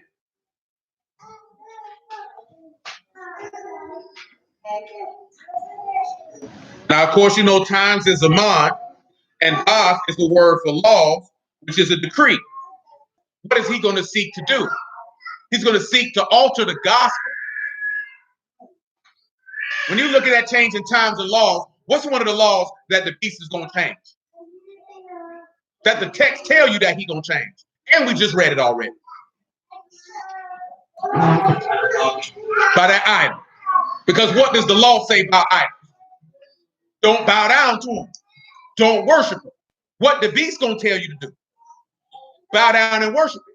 So his intent, because you know why the beast cannot change times and laws? Because the word of Yahuwah endure forever. You can't change it. It's settled in heaven. You can't change something that's eternal. You can't change that. You know what I'm saying? What else is he trying to change? He's trying to tell you, don't honor Yahuwah on power, honor me. I just rose from the dead. How do we know this? Because we get gathered up during when? Tabernacles. We know that he has a 3.5-year reign. So when does his reign begin? During the first month of the year. It has to, according to the time frame that the text lays out. This is why he gets a deadly wound in his heel, because he's going to be killed during Passover. Remember, what are the things that Satan tempted Yahushua with in the book of Luke? What's some of those things he tempted him with? Kingdoms of the world. Satan already got them. We can see that because of the seven heads and 10 crowns, right? What's the other things he tempted him with? He did that too. We don't need that one there. There's something else he tempted him with. Riches. What would he need riches for when he made himself poor so we could be rich? And it was one other thing that he tempted him with. No, that's a matter. Worship. Worship. So this is what Satan is after. So this is what he's thinking to change and cause you to come and bring offerings to him, for you to come worship him. That's what you have to pay attention to. So if he gets killed and he resurrects from the dead and say, I am the returning God, I'm God, I sit on the throne as God, guess what that's going to do to the people? That mimics the text closely. See, the best way, you can't deceive people with something that is grossly contrary to what it is that they hold dear. You can't deceive people with that. How many people have actually been deceived by somebody that told a grand, fantastic story that was so far away the realms of reality that you just kicked yourself because you believed it? Absolutely not. Lies that people tell mirror very, very closely to the truth. What did the serpent tell Eve in the garden? Wasn't his lie very, very closely to the truth? To where that if you're not firm in what you know, that it will blur the line. And how do we know that? Because she recited the law. That lie mirrored closely to the truth. Mirrored closely to the truth that her desire for it was going to trump where her desire should have been, which was to obey. And that's what the beast's going to do. That's why you have to know your God. Because if you don't know him, you will be deceived. Because remember, the mark is a covenant. A covenant is only came upon because a person agrees to it. You can only agree to a covenant when you're taught of it. So if you've been taught of it, this person has to distort the truth in order for you to believe that it's talking about him. Because what is the time that he's intending to change? He's trying to change when Mashiach comes back. Mashiach already told you it'll be false anointed ones that would arise. and tell you to go here and go there. He's telling you, I'm telling you how I'm coming back. Don't fall for that. Don't listen to him. What's the first thing he said? He said, take heed that you be not deceived. I've told you before. So you know what he's telling you? I done told you now. Now, if you don't listen, that's on you. How many times your people looked you in your face and they told you something, and after they told it to you, he said, I done told you now. Now, buck me if you want to. And guess what most of you went out there and did? You bucked. And then guess what they did when you came home? I told you, didn't I? Come over here and catch these hands. Because I told you before you left here. But you didn't listen. Why you didn't listen? Because you thought I was lying to you. You had somebody in your life that gave you some game and said, don't make this decision right here. This is what's going to happen. I'm telling you now. I'm telling you. And you didn't listen. And you know what that is? That's pride. And you usually find pride in people when they're young. But when you're young, you think you know what you're doing, and you don't feel like nobody can tell you that, because I know what I'm doing, or I've done this and I've done that. And that's why young people make a multitude and bevy of mistakes that they make, because they're proud. They don't listen. Even in regards to, say, the situation with all them people out there on that beach. You see the pride of them young people when they interviewed them? I'm out here to have fun. I spent my money on this. Now, regardless of how you feel about the virus or not is irrelevant. It was the pride to where I don't care what you say. I'm going to do what I want to do. Now, let's say if this was a real debilitating virus, not just a respiratory. Let's just say it was something that if you caught it, you would die within 72 hours. You know what I'm saying? They pride ain't going to keep them in. No. I spent my money to go to Miami. Nigga, they had a gay pride parade down there. No. Yahuwah should have killed every last one of them, but it wasn't his choice. But let me move. Daniel 2 and 21. They're the only, and the reason why I'm focusing on this at it is the only person who can change times and seasons is Yahuwah. He changed the times and the seasons. He removed kings and set up kings. He give wisdom unto the wise and knowledge to them that know understanding. He revealed the deep and secret things. He know what is in the darkness, and the light dwell with him. I thank you and praise you, O Elohim of my fathers, who has given me wisdom and might, and have made known unto me what we desired of you, for you have now made known unto us the king's matter. Let's drop down. Let's drop down to verse 36. I ain't reading all other stuff before that. Y'all have to double back and read that on your own time. This is dealing with the dream of Nebuchadnezzar. This is Daniel chapter 2, verse 36. This is the dream, and we will tell the interpretation thereof before the king. You, O king, are a king of kings. For the Elohim of heaven have given you a kingdom, power, strength, and esteem. Now, what's the difference? Who gave Nebuchadnezzar his power? Yahuwah did. Who gave the beast his power? The serpent did. So you have to sit back and look at the parallels of what's going on. He said, wheresoever the sons of men dwell,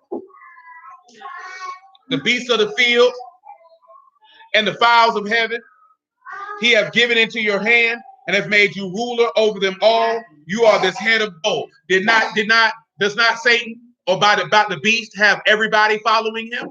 We'll get to that verse in a moment. Isn't everybody following him? Whose name is not written in the book? Remember, I told you that yesterday. It's parallels. Because Pharaoh was ruler over what? The whole world. Nebuchadnezzar was what? Ruler of the whole world. So if individuals think that it's not going to follow what has already occurred, you're just not following what the book says.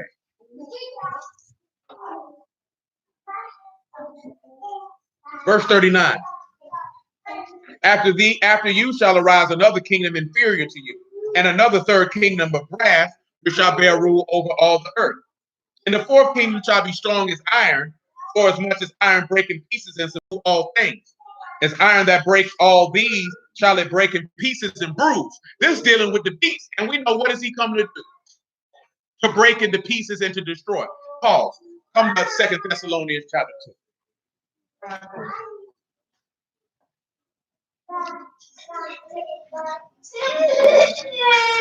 Muffin man.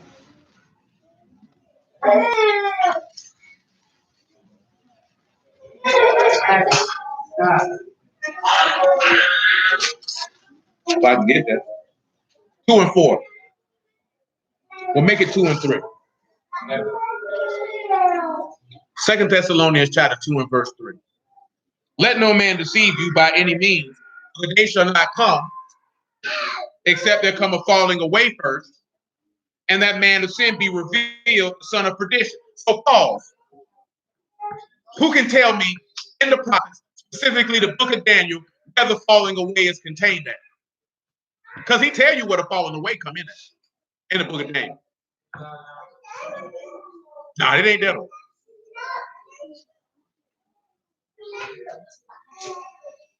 Any of y'all can tell me in the book of Daniel where the falling away come in at?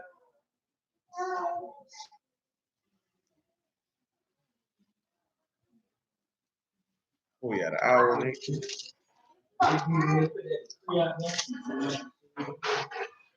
No, that'd be before that, because it was out there.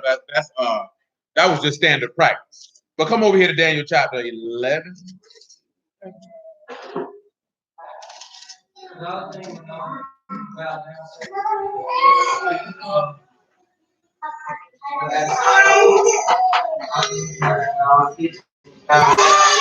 But that wasn't a falling away, because those people were already worshiping idols. But Daniel 11, verse 20, I guess. It said, then shall stand up his estate a raiser of taxes in the esteem of the kingdom, but within a few days he shall be destroyed, neither in anger nor in battle. And his estate shall stand up a vile person, for whom they shall not give the honor of the kingdom, but he shall come peaceably and obtain the kingdom by flatteries. And with the arms of a flood they shall be overthrown from before him, it shall be broken, yea, also the prince of the covenant. After the league made with him, he shall work deceitfully. For he shall come up, and he shall become strong with small people. He shall enter in peaceably unto the fattest places of the province, and he shall do that which his fathers have not done, nor his fathers' fathers. He shall scatter among them the prey and the spoil and the riches, and he shall forecast his devices against the stronghold for a time. That is not what I want. Where is that? There it is. I was a little too high. Come over here to verse 32. I was a tad bit too high. You can pick it up at verse 30 though. Now, the first thing you see is that also what I did read is that he picked up the kingdom by flattery or deceit. Look at verse 30. For the ships of Shittim shall come against him, therefore he shall be grieved in return and have indignation against the Kadash covenant. So shall he do, he shall even return and have intelligence with them that forsake the Kadash covenant. Remember, intelligence is to teach. So that's where the falling away come in at, because he has an indignation against this covenant, because this covenant will not allow people to get in a covenant with him, which is what he was asking Yahushua to do when he asked him to bow down and worship him. He was asking him, come into covenant with me and forsake the covenant of your Elohim. Remember, the beast will have a strong, remember, the covenant of the new covenant is what? It's the Ruach HaKodesh. That's why when dudes say we ain't under the new covenant, you are woefully uninformed.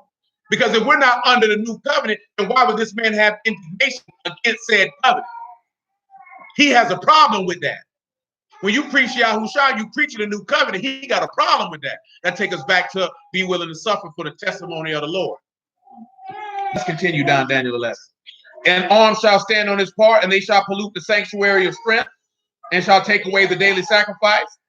They shall place the abomination that make desolate, and such as do wickedly against the covenant shall he corrupt by flatteries. But the people that do know their Elohim shall be strong and do exploits. They that understand among the people shall instruct many, that they shall fall by the sword, and by flame, by captivity, by spoil, many days. Now when they fall, they shall be hoping with a little help. Many shall cleave to them with flatteries, and some of them of understanding shall fall to try them, to purge, and to make them white, even to the time of the end, because it is yet for an appointed time. So what you're seeing in this regard is that you're going to have people who forsake the word. You're going to have individuals who are going to be instructing people in the word, and people are going to use flatteries to get next to these men so they can get these men killed or incarcerated, which takes us back to many men will be offended and betray one another and get you locked up. That's what happened. That is not occurring right now at all. You seen anybody out here getting locked up for the word? You think that would be missed on the news? It's some things you can't hide. Back to 2 Thessalonians chapter 2. You ought to be listening.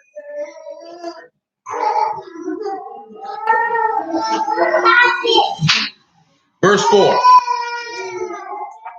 Well, except there be a fallen away first, that the man of sin be revealed, the son of perdition.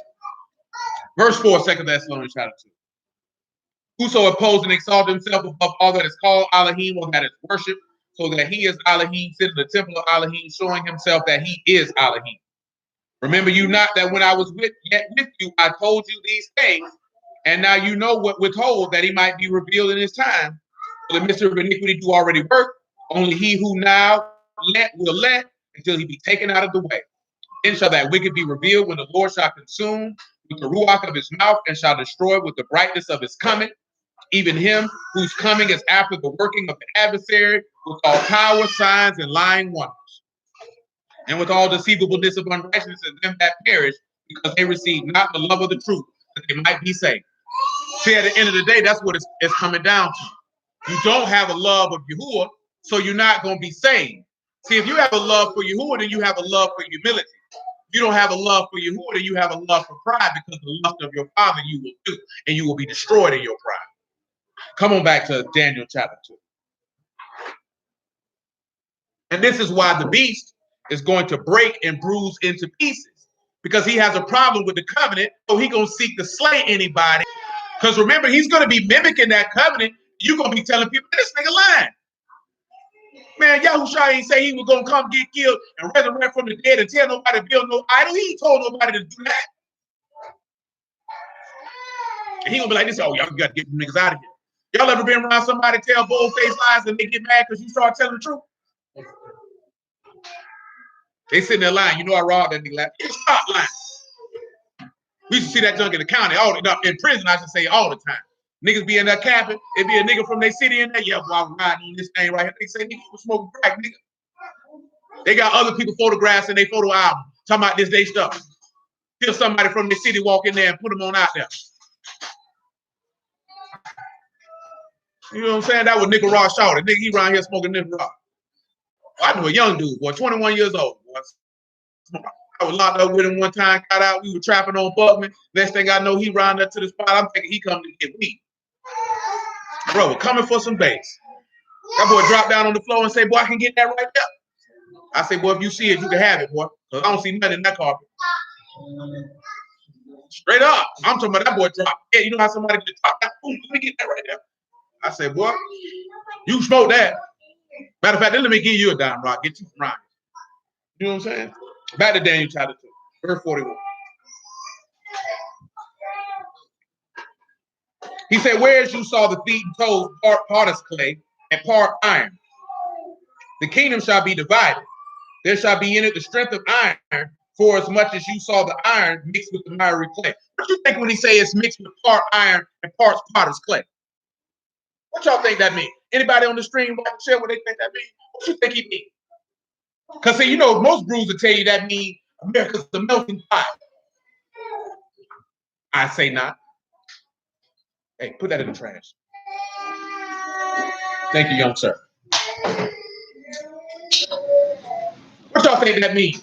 Part iron, part potter's clay. And he say the kingdom is divided. See, a lot of people see how America divided? Man, the whole world divided. Would y'all say the whole world is divided?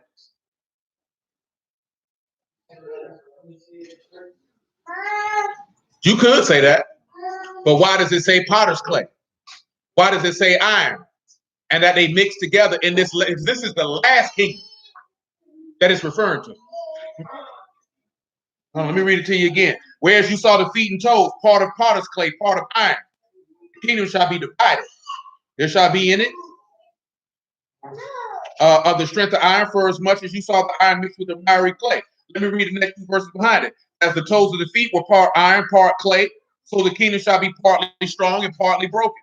Whereas you saw iron mixed with miry clay, they shall mingle themselves the seed of men, but they shall not cleave to one another, even as iron is not mixed with clay.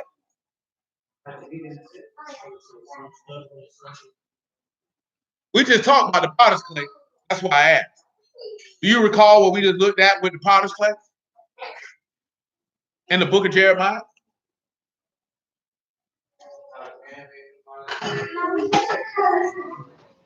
He said the first vessel was marred, so he made another one. So I say you can say that with the woman's seed and the serpent seed, because guess what? Enmity between the two. Who are the potter's clay? The potter's clay are those who are formed in the fashion and likeness of Elohim. What does Romans chapter 8 tell us? That you be conformed to the image of the Son. What is the iron? The iron is the beast, because that's what he's ruling with. Iron is symbolic of strength or power of rule. He say that they can't mix. The kingdom is divided. Why is the kingdom divided? Because you have people who have the testimony of Yahushua, and they have the instructions of Elohim. So of course they're going to be divided against the strength of the kingdom and iron, because iron and clay don't mix. That's what I say. That's why I say you can say that it more specifically. I just referred to the potter's clay for us to go back to. He say that you've been the potter, made another vessel, right? So you were marred when you were born again. He makes another vessel. But more specifically, it's enmity between the woman's seed and the serpent seed, or that's hatred. They can't come together. That's not what you see in this kingdom at this present time. Let's continue.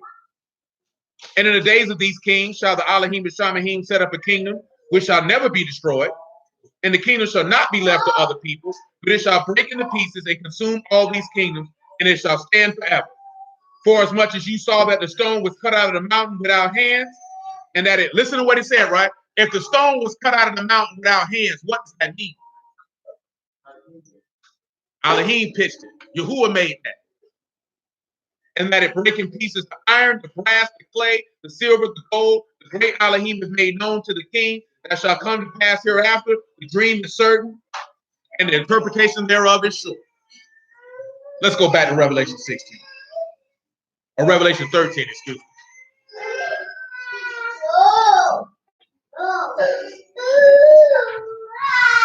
Oh, that little Joe? You done went over that little Joe? Y'all done freed him from his captivity.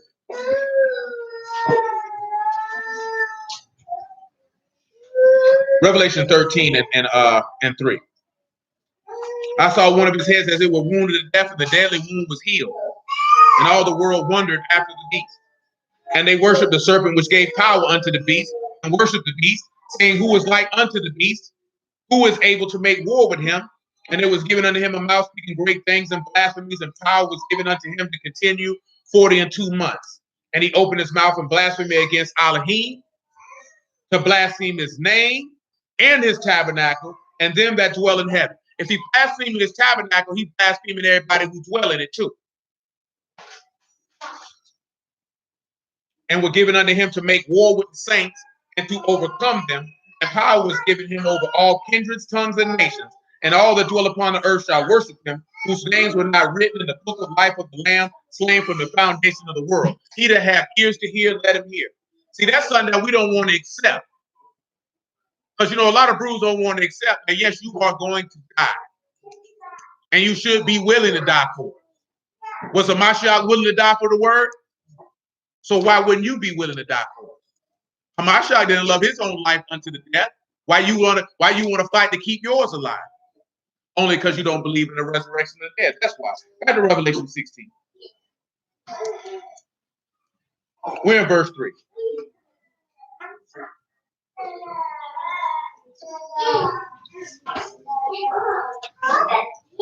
And the second angel poured out his vial upon the sea, and it became as the blood of a dead man, and every living soul died in the sea. Come over here to Exodus 17.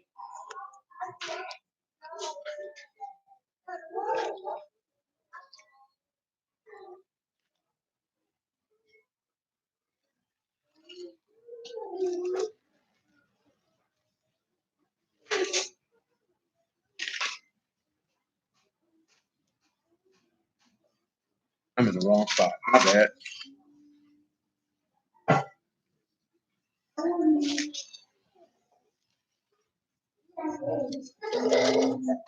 Exodus 7, excuse me. 7 and 14.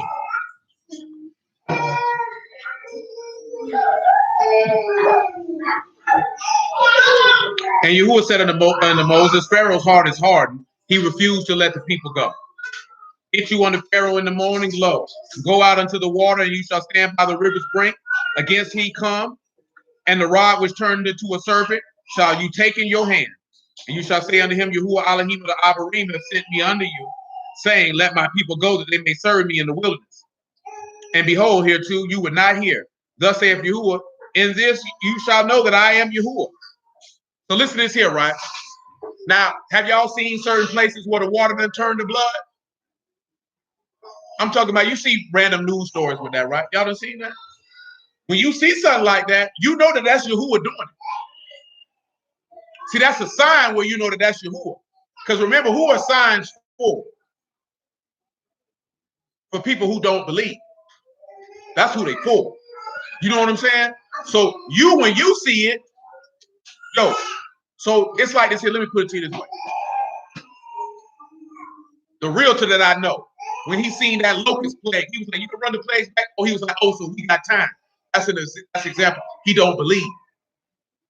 You know what I'm saying? You see the locust, but you weren't moved to repent.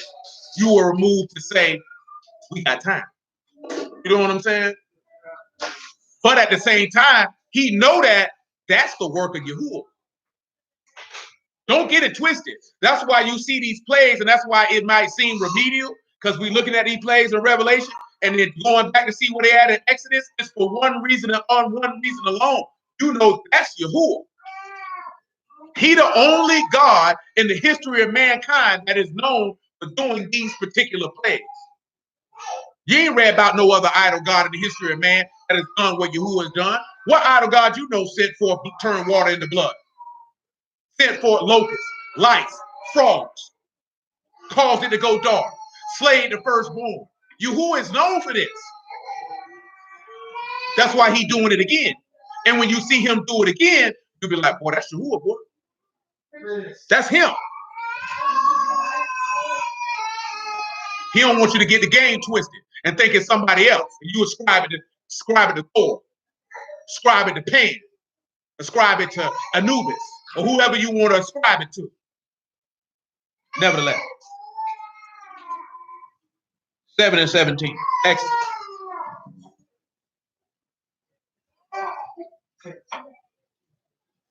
Thus saith Yahuwah, and this shall you know that I am Yahuwah. Behold, I will smite with the rod that is in my hand upon the waters which are in the river, and they shall be turned to blood. And the fish that is in the river shall die, and the river shall stink, and the Egyptians shall loathe to drink the water of the river. And Yahuwah spake unto Moses, say unto Aaron, take your rod, stretch out your hand upon the waters of Egypt, upon their streams, upon their rivers, upon their ponds, upon their pools of water, that they may become blood, and that there may be blood throughout all the land of Egypt, both in vessels of wood and vessels of stone.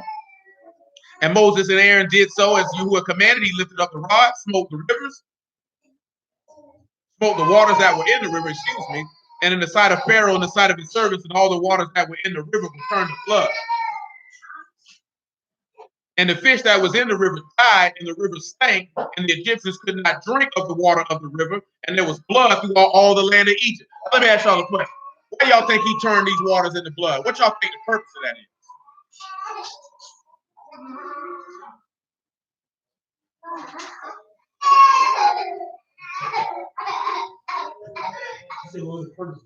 Why would you think of all the things to do to the water, why turn it to blood?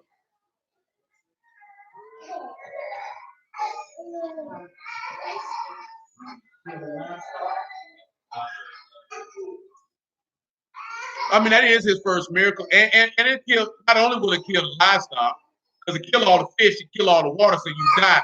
But also, you know that the word here to me means what? Or chaos.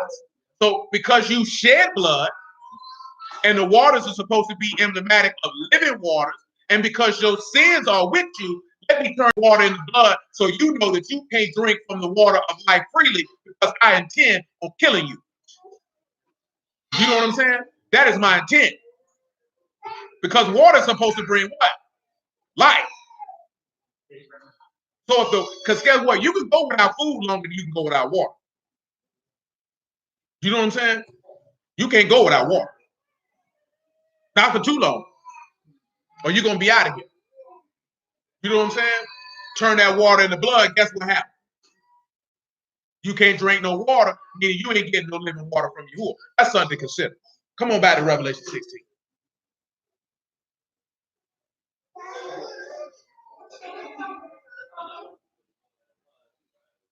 Yeah, I mean, that was emblematic of that, of when one of his miracles, but we ain't trying to travel down that road.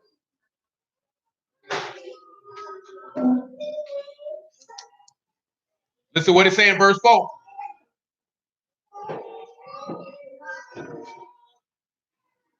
Because he about to tell you this here, what I just said. Revelation 16:4. And the third angel poured out his vial upon the rivers and fountains of waters, and they became blood. And I heard the angel of the water say, You are righteous, O Yahuwah, which are and which was and which shall be, because you have judged thus. For they have shed the blood of saints and prophets, and you shall give them blood to drink, for they are worthy. Remember, right? They said in Egypt, who blood did they shed? The firstborn. So it's only right they got blood to drink. Let that sin be on you. Verse 7. And I heard another out of the altar even say, Yahuwah Elohim Almighty, true and righteous are your judgments. And the fourth angel poured out his vial upon the sun, and power was given unto him to scorch men with fire. Now, who did that? Who scorched men with fire? Because that didn't happen with Moses. But it's somebody who did. No, it wasn't that.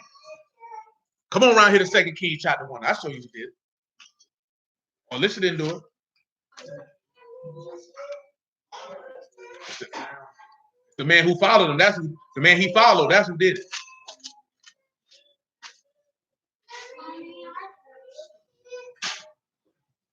Think back. Where we at? There we go. Well, I want to get straight to the point. 2 Kings chapter 1, verse 3.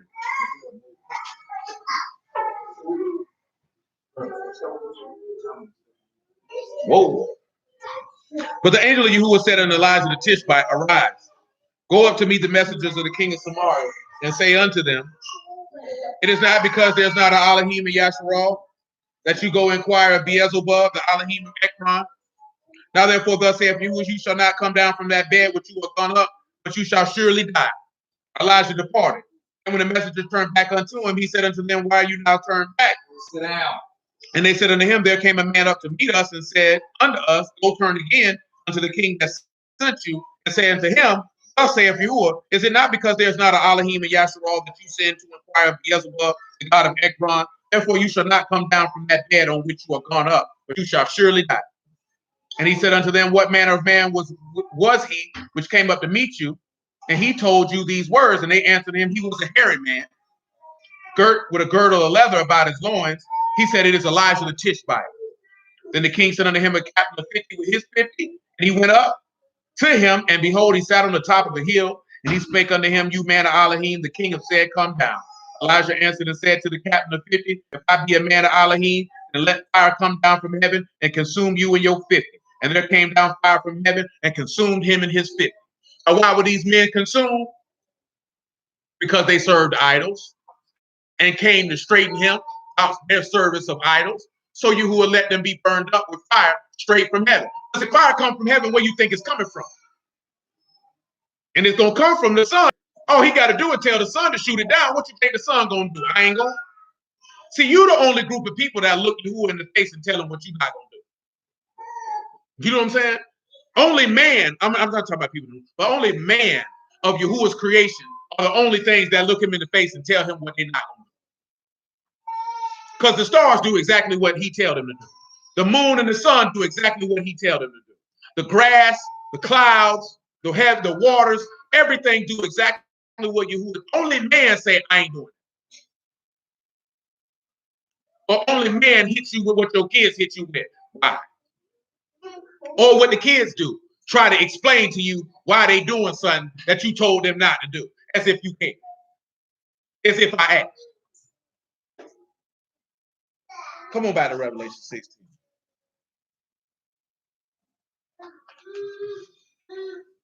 Verse 8. Again, look what these men do. And the fourth angel poured out his vial upon the sun, and power was given unto him to scorch men with fire. And the men were scorched with great heat, and blasphemed the name of Elohim, which had power over these plagues, and they repented not to give him esteem. And the fifth angel poured out his vial upon the seat of the beast, and the kingdom was full of darkness, and they gnawed their tongues for pain. See, now this is the difference between the darkness that happened in Egypt and the darkness here, right? He said they got pain because not only, because remember, right, they got pain because they still got them sores and boils from the first one. They ain't went nowhere. Let's read that again. And the fifth angel poured out his vial upon the seat of the beast, and his kingdom was full of darkness, and they gnawed their tongues for pain, and blasphemed the Elohim of Shamahim because of their pains and their sores, and repented not of their deeds.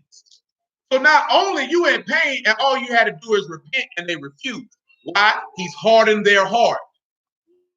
He did unto them the same thing he did to Pharaoh. Now we can swing over here to Exodus 9, because I take that back. There was fire in Egypt. My apologies. Forgot about that.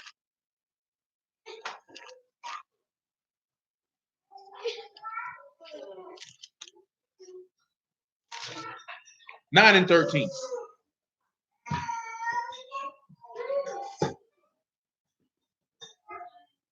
Exodus chapter 9 and verse 13. He said, and Yahuwah said unto Moses, rise up early in the morning and stand before Pharaoh, and say unto him, thus saith Yahuwah Elohim of the Abarim, let my people go that they may serve me. For I will at this time send all my plagues upon your heart. See what he's doing with everybody in the beast kingdom, right? He not, because look at that last plague we just read. He poured it on the seed of the beast too. See, Pharaoh didn't escape, and the beast not escape. And what did he do to Nebuchadnezzar? He had Nebuchadnezzar outside butt naked on all fours eating grass. And for at this time I will send all my plagues upon your heart and upon your servants and upon your people, that you may know there is none like me in all the earth. You see how that's the parallel? You see why he pouring them same plagues on them at the end? So that you can know ain't nobody like Yahuwah in the earth. No one.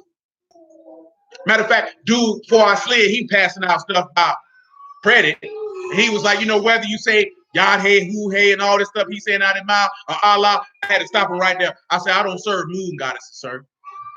You know what I'm talking about? He was like, man, you know what I mean? No, I don't know what you mean. I don't serve vagina, sir. Because at the end of the day, that's what they're doing at the cobblestone, eating coochie. That's what that is. It's a bowl. They stick their head in there and they kiss it. I don't do that, sir. Well, you know what? No, I don't know what you mean. I serve Yahuwah and Yahuwah alone. Don't get it confused. You have to have that resolution every time. Bump a nigga feelings. I serve Yahuwah and Yahuwah alone. All that there what you got going on with this and that third, I don't know nothing about that. You know what I'm saying? I don't care nothing about Trump. I don't care nothing about coronavirus. I don't care nothing about none of the stuff you got going on. Because Yahuwah is greater than all of that. Nevertheless. For now, this is verse 15 in Exodus chapter 9. For now I will stretch out my hand and I will smite you and your people with pestilence, and you shall be cut off from the earth. And in the very deed for this cause I've raised you up, for to show in you my power, that my name may be declared throughout all the earth. What do you think the beast getting raised up for? For that very cause, that Yahushua can lay his hands on him, that the name of Yahuwah can be declared throughout the whole earth. He's doing the same thing all over again, just a tad bit of different variation. But it's the same thing all over again. Same thing all over again. And as yet, exalt yourself against my people, and you will not let them go. Behold, now this is the difference what the beast doing. The beast ain't gonna let you go because he don't want to let you go to preach the gospel. So the same way they say you were in bondage in Egypt, you may not be in bondage in Egypt per se in that instance with the beast, but you in bondage regardless because you under his rulership in his kingdom, regardless of it being in multiple different places. Because he gonna have rule over the whole world. And he gonna seek to control you by slaying you because you won't forsake the covenant. Nevertheless, behold, tomorrow about this time, I will cause it to rain a grievous hail, such as not been in Egypt since the foundation thereof, even until now. Send therefore now and gather your cattle and all that you have in the field, For upon every man and beast which shall be found in the field and shall not be brought home, hail shall come down upon them, and they shall die. He that feared the word of you among the servants of Pharaoh made his servants and his cattle flee into the house. You heard what that person did. That's a Gentile. He feared Yahuwah. He said, you know what? See, that's the difference, what I mean. A word of Yahuwah was given. All cuz did had to say, oh, he gonna do what? There wasn't no Israelite now. Cuz said, let me go get my cattle, get all my people, take them in the house. See, he heard and he believed and he did. Let's tell you that in Psalms 18. He said, as soon as I heard of you, I submitted unto you. I never forget a dude ask me, he said, man, so does everybody who believe the word, do they obey as soon as they hear it? I say, shoot, sure, the sky blue and your skin brown, nigga. You know what I'm saying? If you hear it, you gonna submit to it. No, it actually says, as soon as they heard of me, they submitted unto me. If you have to fight to submit, that means that's just pride. You ain't want to listen, you ain't want to do. Those who are, they gonna, what he just said, right? All those that perish who don't receive the love for the truth. That goes back to what I told you with faith. That got to be given to you. Who has to give that to you? I can't give that to you. Another person can't give that to you. They can help strengthen you, but Yahuwah has to open your heart to receive it. Because see, he could have opened Pharaoh's heart to receive it. It was Yahuwah's choice to harden it. See, and the hardening come from when you don't have an intention in your heart to do it. That's where it comes. Nevertheless, we're in verse 21. And he that regarded not the word of Yahuwah left his servants and his cattle in the field. Let me get that regarded now. See, that's what's going to happen with a lot of people. They hear the word of Yahuwah and they don't regard it. Because you think he's not going to do it. That's why you don't regard it.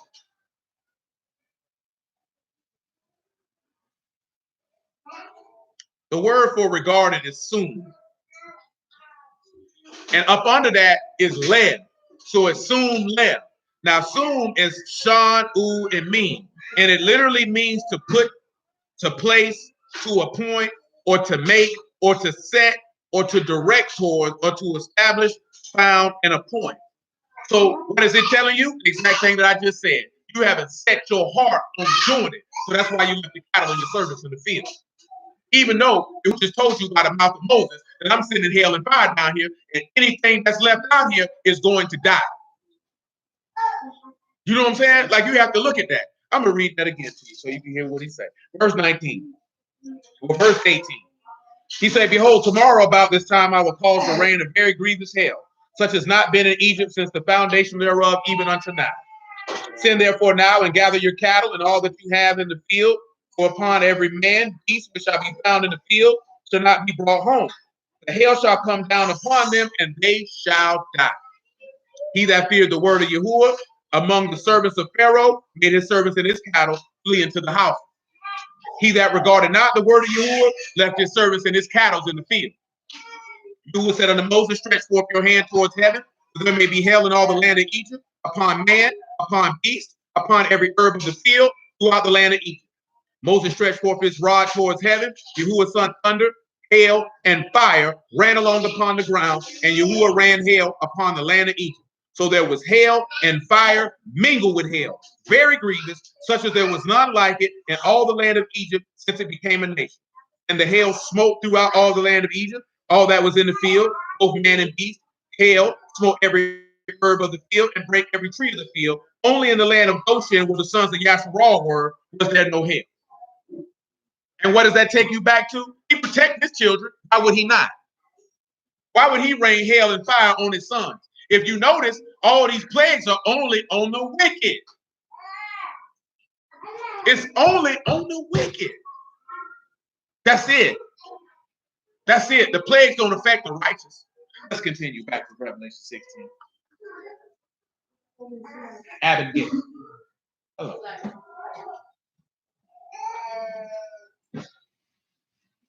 16 and 12.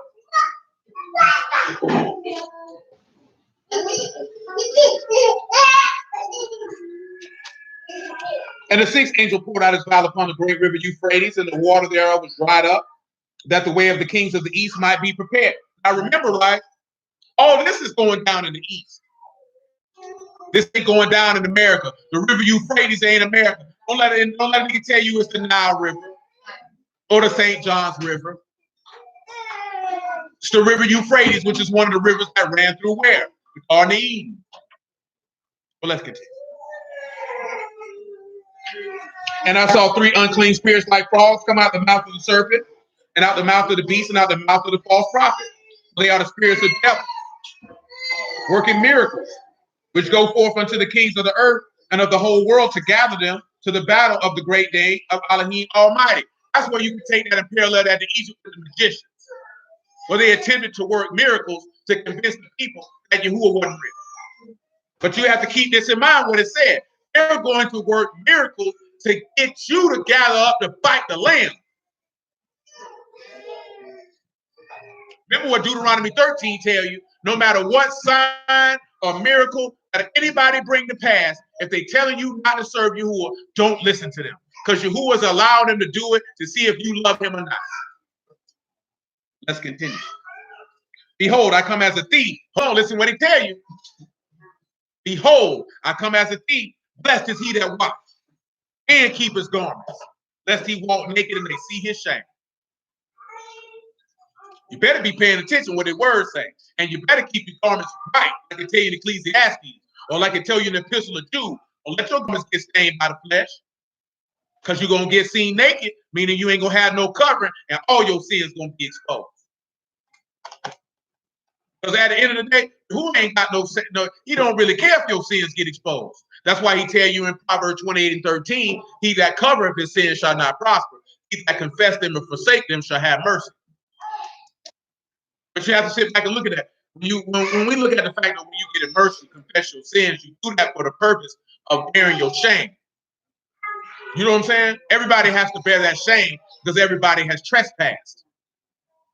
You know what I'm saying? So you bearing your shame now at your immersion versus getting caught out here and bearing your shame at the coming of the Lord.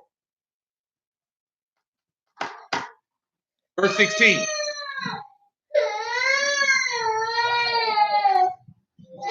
Grandma, why you capping? 16 and 16. Why would you not cut the light off or shut the door? Grandma. You look like you tired. You tired.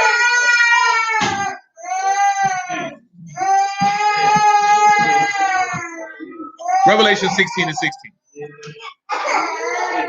And he gathered them together in a place called in the Abarim tongue, Armageddon. Of course, y'all know Armageddon is the valley of Jehoshaphat.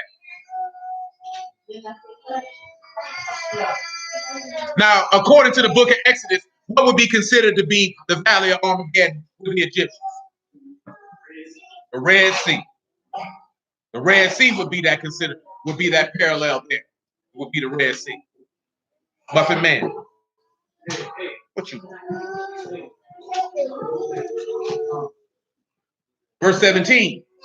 And the seventh angel poured out his vial into the air, and there came a great voice out of the temple of heaven from the throne, saying, "It is done." And there were voices, thunders, lightnings, and there was great earthquake, such as was not since men was upon the earth, so mighty an earthquake and so great. And the great city was divided into 3 parts, and the cities of the nations fell, and great Babylon came in remembrance before Elohim to give unto her the cup of the wine of the fierceness of his wrath. Every island fled away, and the mountains were not found. And there fell upon men a great hail out of heaven, every stone about the weight of a talent, and men blasphemed Elohim because of the plague of hail, for the plague thereof was exceeding great. Because you know how many plagues was in Egypt? About 10. You see, he cut it short on this one here. Now, of course, you get into Revelation 17. They go to talking about the woman sitting upon that beast, that great whore, how she gonna gather up the nations to war. Babylon gets destroyed. Yahushua come through, kill them all. Come over here to back to Psalms 105.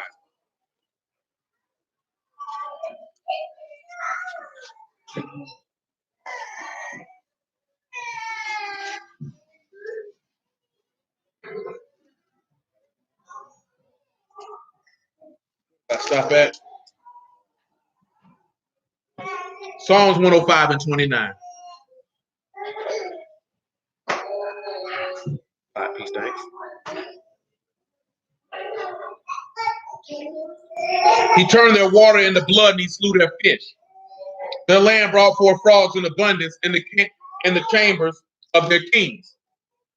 He spake, and there came diverse sorts of flies and lice in all their coasts.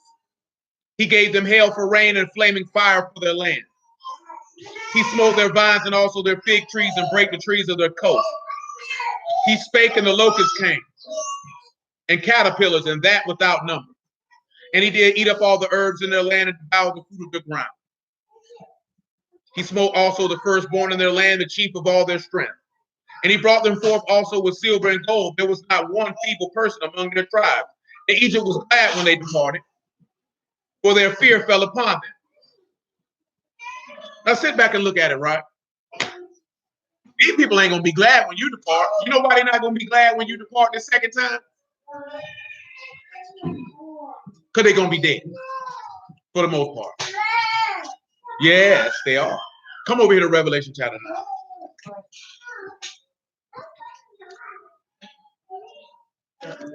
9. I know that I asked y'all this before, but somebody said, well, I can ask y'all too because y'all don't know. I see his homeboy say. It was Revelation a very difficult book for you to understand if you tried to read it before? Or were you like most people, you didn't read it because they told you not to read it because it's scary?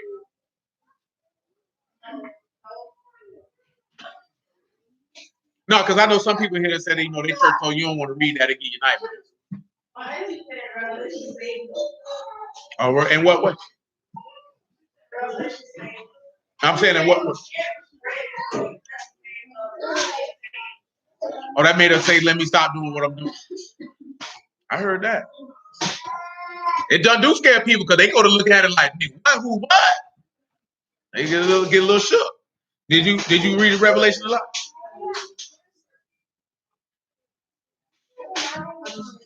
Oh, don't feel bad. Oh, no, don't feel bad. Because before I got in the word, I ain't read this book barely ever. So don't feel bad about that. I did 4.5 years in prison and probably spent maybe a total of maybe 4 or 5 days total actually reading it.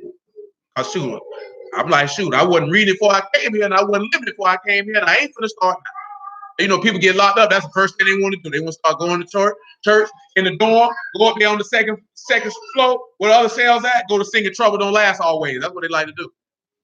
I used to watch dudes tie their trays and tie commissary to the dorm preacher and all that. Dudes used to send them dudes with verses in their shoes when they go to court. Them niggas come back with 40 years. They be like, man, shoot.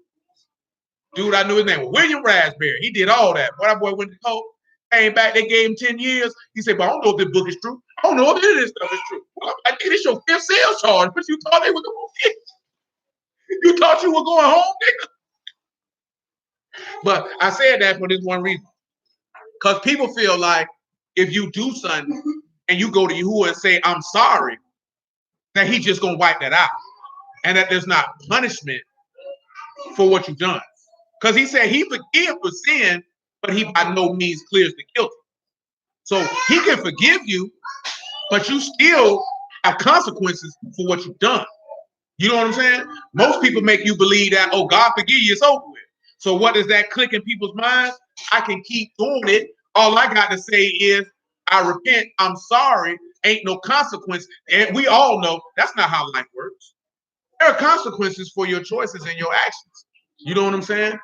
And as your people may have told you when they whooped your butt a time or two, I love you. That's why I don't let you do what you want to do. If I ain't care nothing about you, I wouldn't say nothing. You know what I'm saying? That's what correction. That's why he said that many as he loved, he chastens and he rebukes. You know what I'm saying? He gonna correct you. But when you don't like correction, that's where the pride comes in at. And that's why people will avoid it. I don't want to hear that. I don't want to hear that. I don't want to hear that. Most times people don't want to hear it for 2 reasons. You either want to keep doing what you're doing, or you just refuse to acknowledge the destructive aspects of what your choices are bringing in your life. So whatever happens in your life is happening because of the choices that you make. You know what I'm saying? At the end of the day, that's what it comes down to. I done told you plenty of times before, you don't like your life, we'll change it then. You know what I'm saying? That's it. And then if Yahuwah permit, he'll let that come to pass. But the number one thing that you always have to do, my mama told me that, Catch her, she finna fall. Ma, you need to wake up because you're about to fall out that chair. You need to lay down? You sure? Are you positive?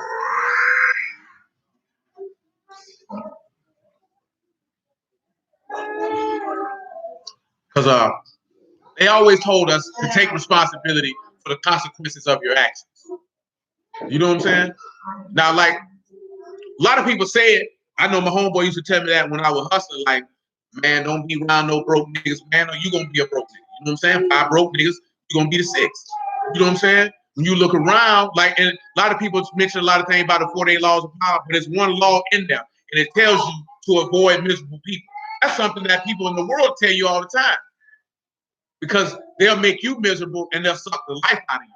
Most people are miserable for one reason and one reason alone, because you don't accept responsibility for your choices. I've been around people who made negative choices in their life, but they were not miserable because they accepted the consequences and took responsibility for what they did. This is what I did. This came along with it. Boom, boom, boom. You can move on. Usually when you don't accept responsibility for your actions, you live in the past. You know what I'm saying? And when you live in the past, you replay those scenarios and situations over and over and over and over again. So that's what actually allows you to be miserable, because you haven't took that situation. This is what happened. This was my role in it. This is what I learned from it. This is how I can be better for it, and go on about your life. Because if you stay back there where this stuff happened at, then you're going to be miserable. And that leads to the complaining and the negativity. And then that leads to no one wanting to be around you. I used to tell Brandon that all the time. That nigga called, I'm like, bro, stop calling my phone with that. You know what I'm saying? Because I don't want to hear that. I don't want to hear that. You know what I'm saying? Because nigga, now you making my day damper. I don't feel the way you feel. I don't care to feel this way. Now, I hear you out, and then we can come up with something to make it better. But if you think you just finna come bring all this negative energy towards me, and you think that I'm gonna entertain you day in, day out, you on drugs. You know what I'm saying? Because I'm not. All y'all know it. Anybody who's been, that you could like, boy, that nigga that miserable, can make the whole room talk. And you be like this here. I gotta get me some liquor and some weed before I come over here. You know what I'm saying? Or you just start answering their phone calls. Well, back in the day, it wasn't no phone call to give. You just ain't go knock on their door and be like, boy, what you doing? But we were too young for that, for anybody to really be negative like that. You know what I'm saying? As a teenager, we didn't really start seeing that until we got grown. You know what I'm saying? And where niggas' mindset was at. Or niggas always complaining about being broke. But niggas, I don't want to hear that, my nigga. Like, nigga, we were just out here hustling all night, or this man just went to work, or did this, that, and the third, and you crying about being broke, and you think I'm gonna want to sit around you and hear that? That's why my big homie was like, don't hang with the broke niggas, man. Because now you're gonna be a broke nigga. You know what I'm saying? So we're like, don't hang with them niggas. I don't care how long you know them niggas. I don't care how cool you is with them niggas. That's just how he put it. I don't care how long you know them niggas. Stop hanging with them niggas. I said, you know what? You're right. And you know what I started doing? I stopped hanging with them niggas. You know what I'm saying? But when I seen them, what's up? Boy, it's all love, ain't no beef. But boy, I can't kick with you because you ain't trying to get nothing out your life. You know what I'm saying? And if you ain't trying to get nothing out, I might get something into that. I've always been told that. Same talking about hang with niggas who getting money. You hang with niggas who getting money, you'll start getting money. Because guess what they're gonna start doing? They're gonna start teaching you ways of how you can do this and do that, because you around people who doing what you're doing. That's why the book tell you to be companions of the righteous. If you around people who righteous, guess what he say? If you walk with wise men, what he say gonna happen? You gonna be wise. You walk with fools, guess what you gonna be? You gonna be a fool. Because that's all they have to give you is foolishness. They don't have anything to give you. You have to look at it that way. Like the things that I mentioned in the book tell you this. This is why he tell you to make a separation. Because you're gonna see it. You're seeing it now. You're being forced to separate to a certain extent with this crap that's going on. But let me finish where we at.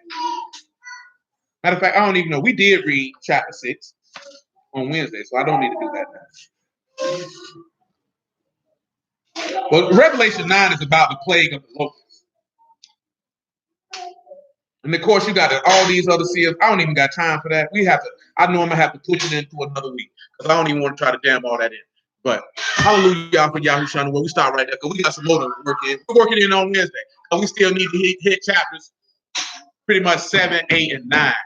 We pretty much done lined it up with Egypt. And we talked about a lot of stuff on Wednesday about knowing what is what. But it's just getting the totality, because we can't hit everything in depthly. Of course, we getting close to Passover, so all that well and good. I appreciate y'all. Bless y'all in the house of y'all name. Y'all love you. Appreciate you. Who are willing, pick it up on Wednesday at 7:30. Continue to stand firm in the faith, and seek Yahuwah while he may be found. We talked about that last night, right? Seek him while he may. See, right now he can be found. See, for Pharaoh them, by the time Yahuwah had determined to drop them plagues, he couldn't be found. Yes. Hard is hard. So again, blessings out the house of Yahuwah in the name of Yahushua, man. You are willing to stand firm and keep it rolling. Till the next time. Yes.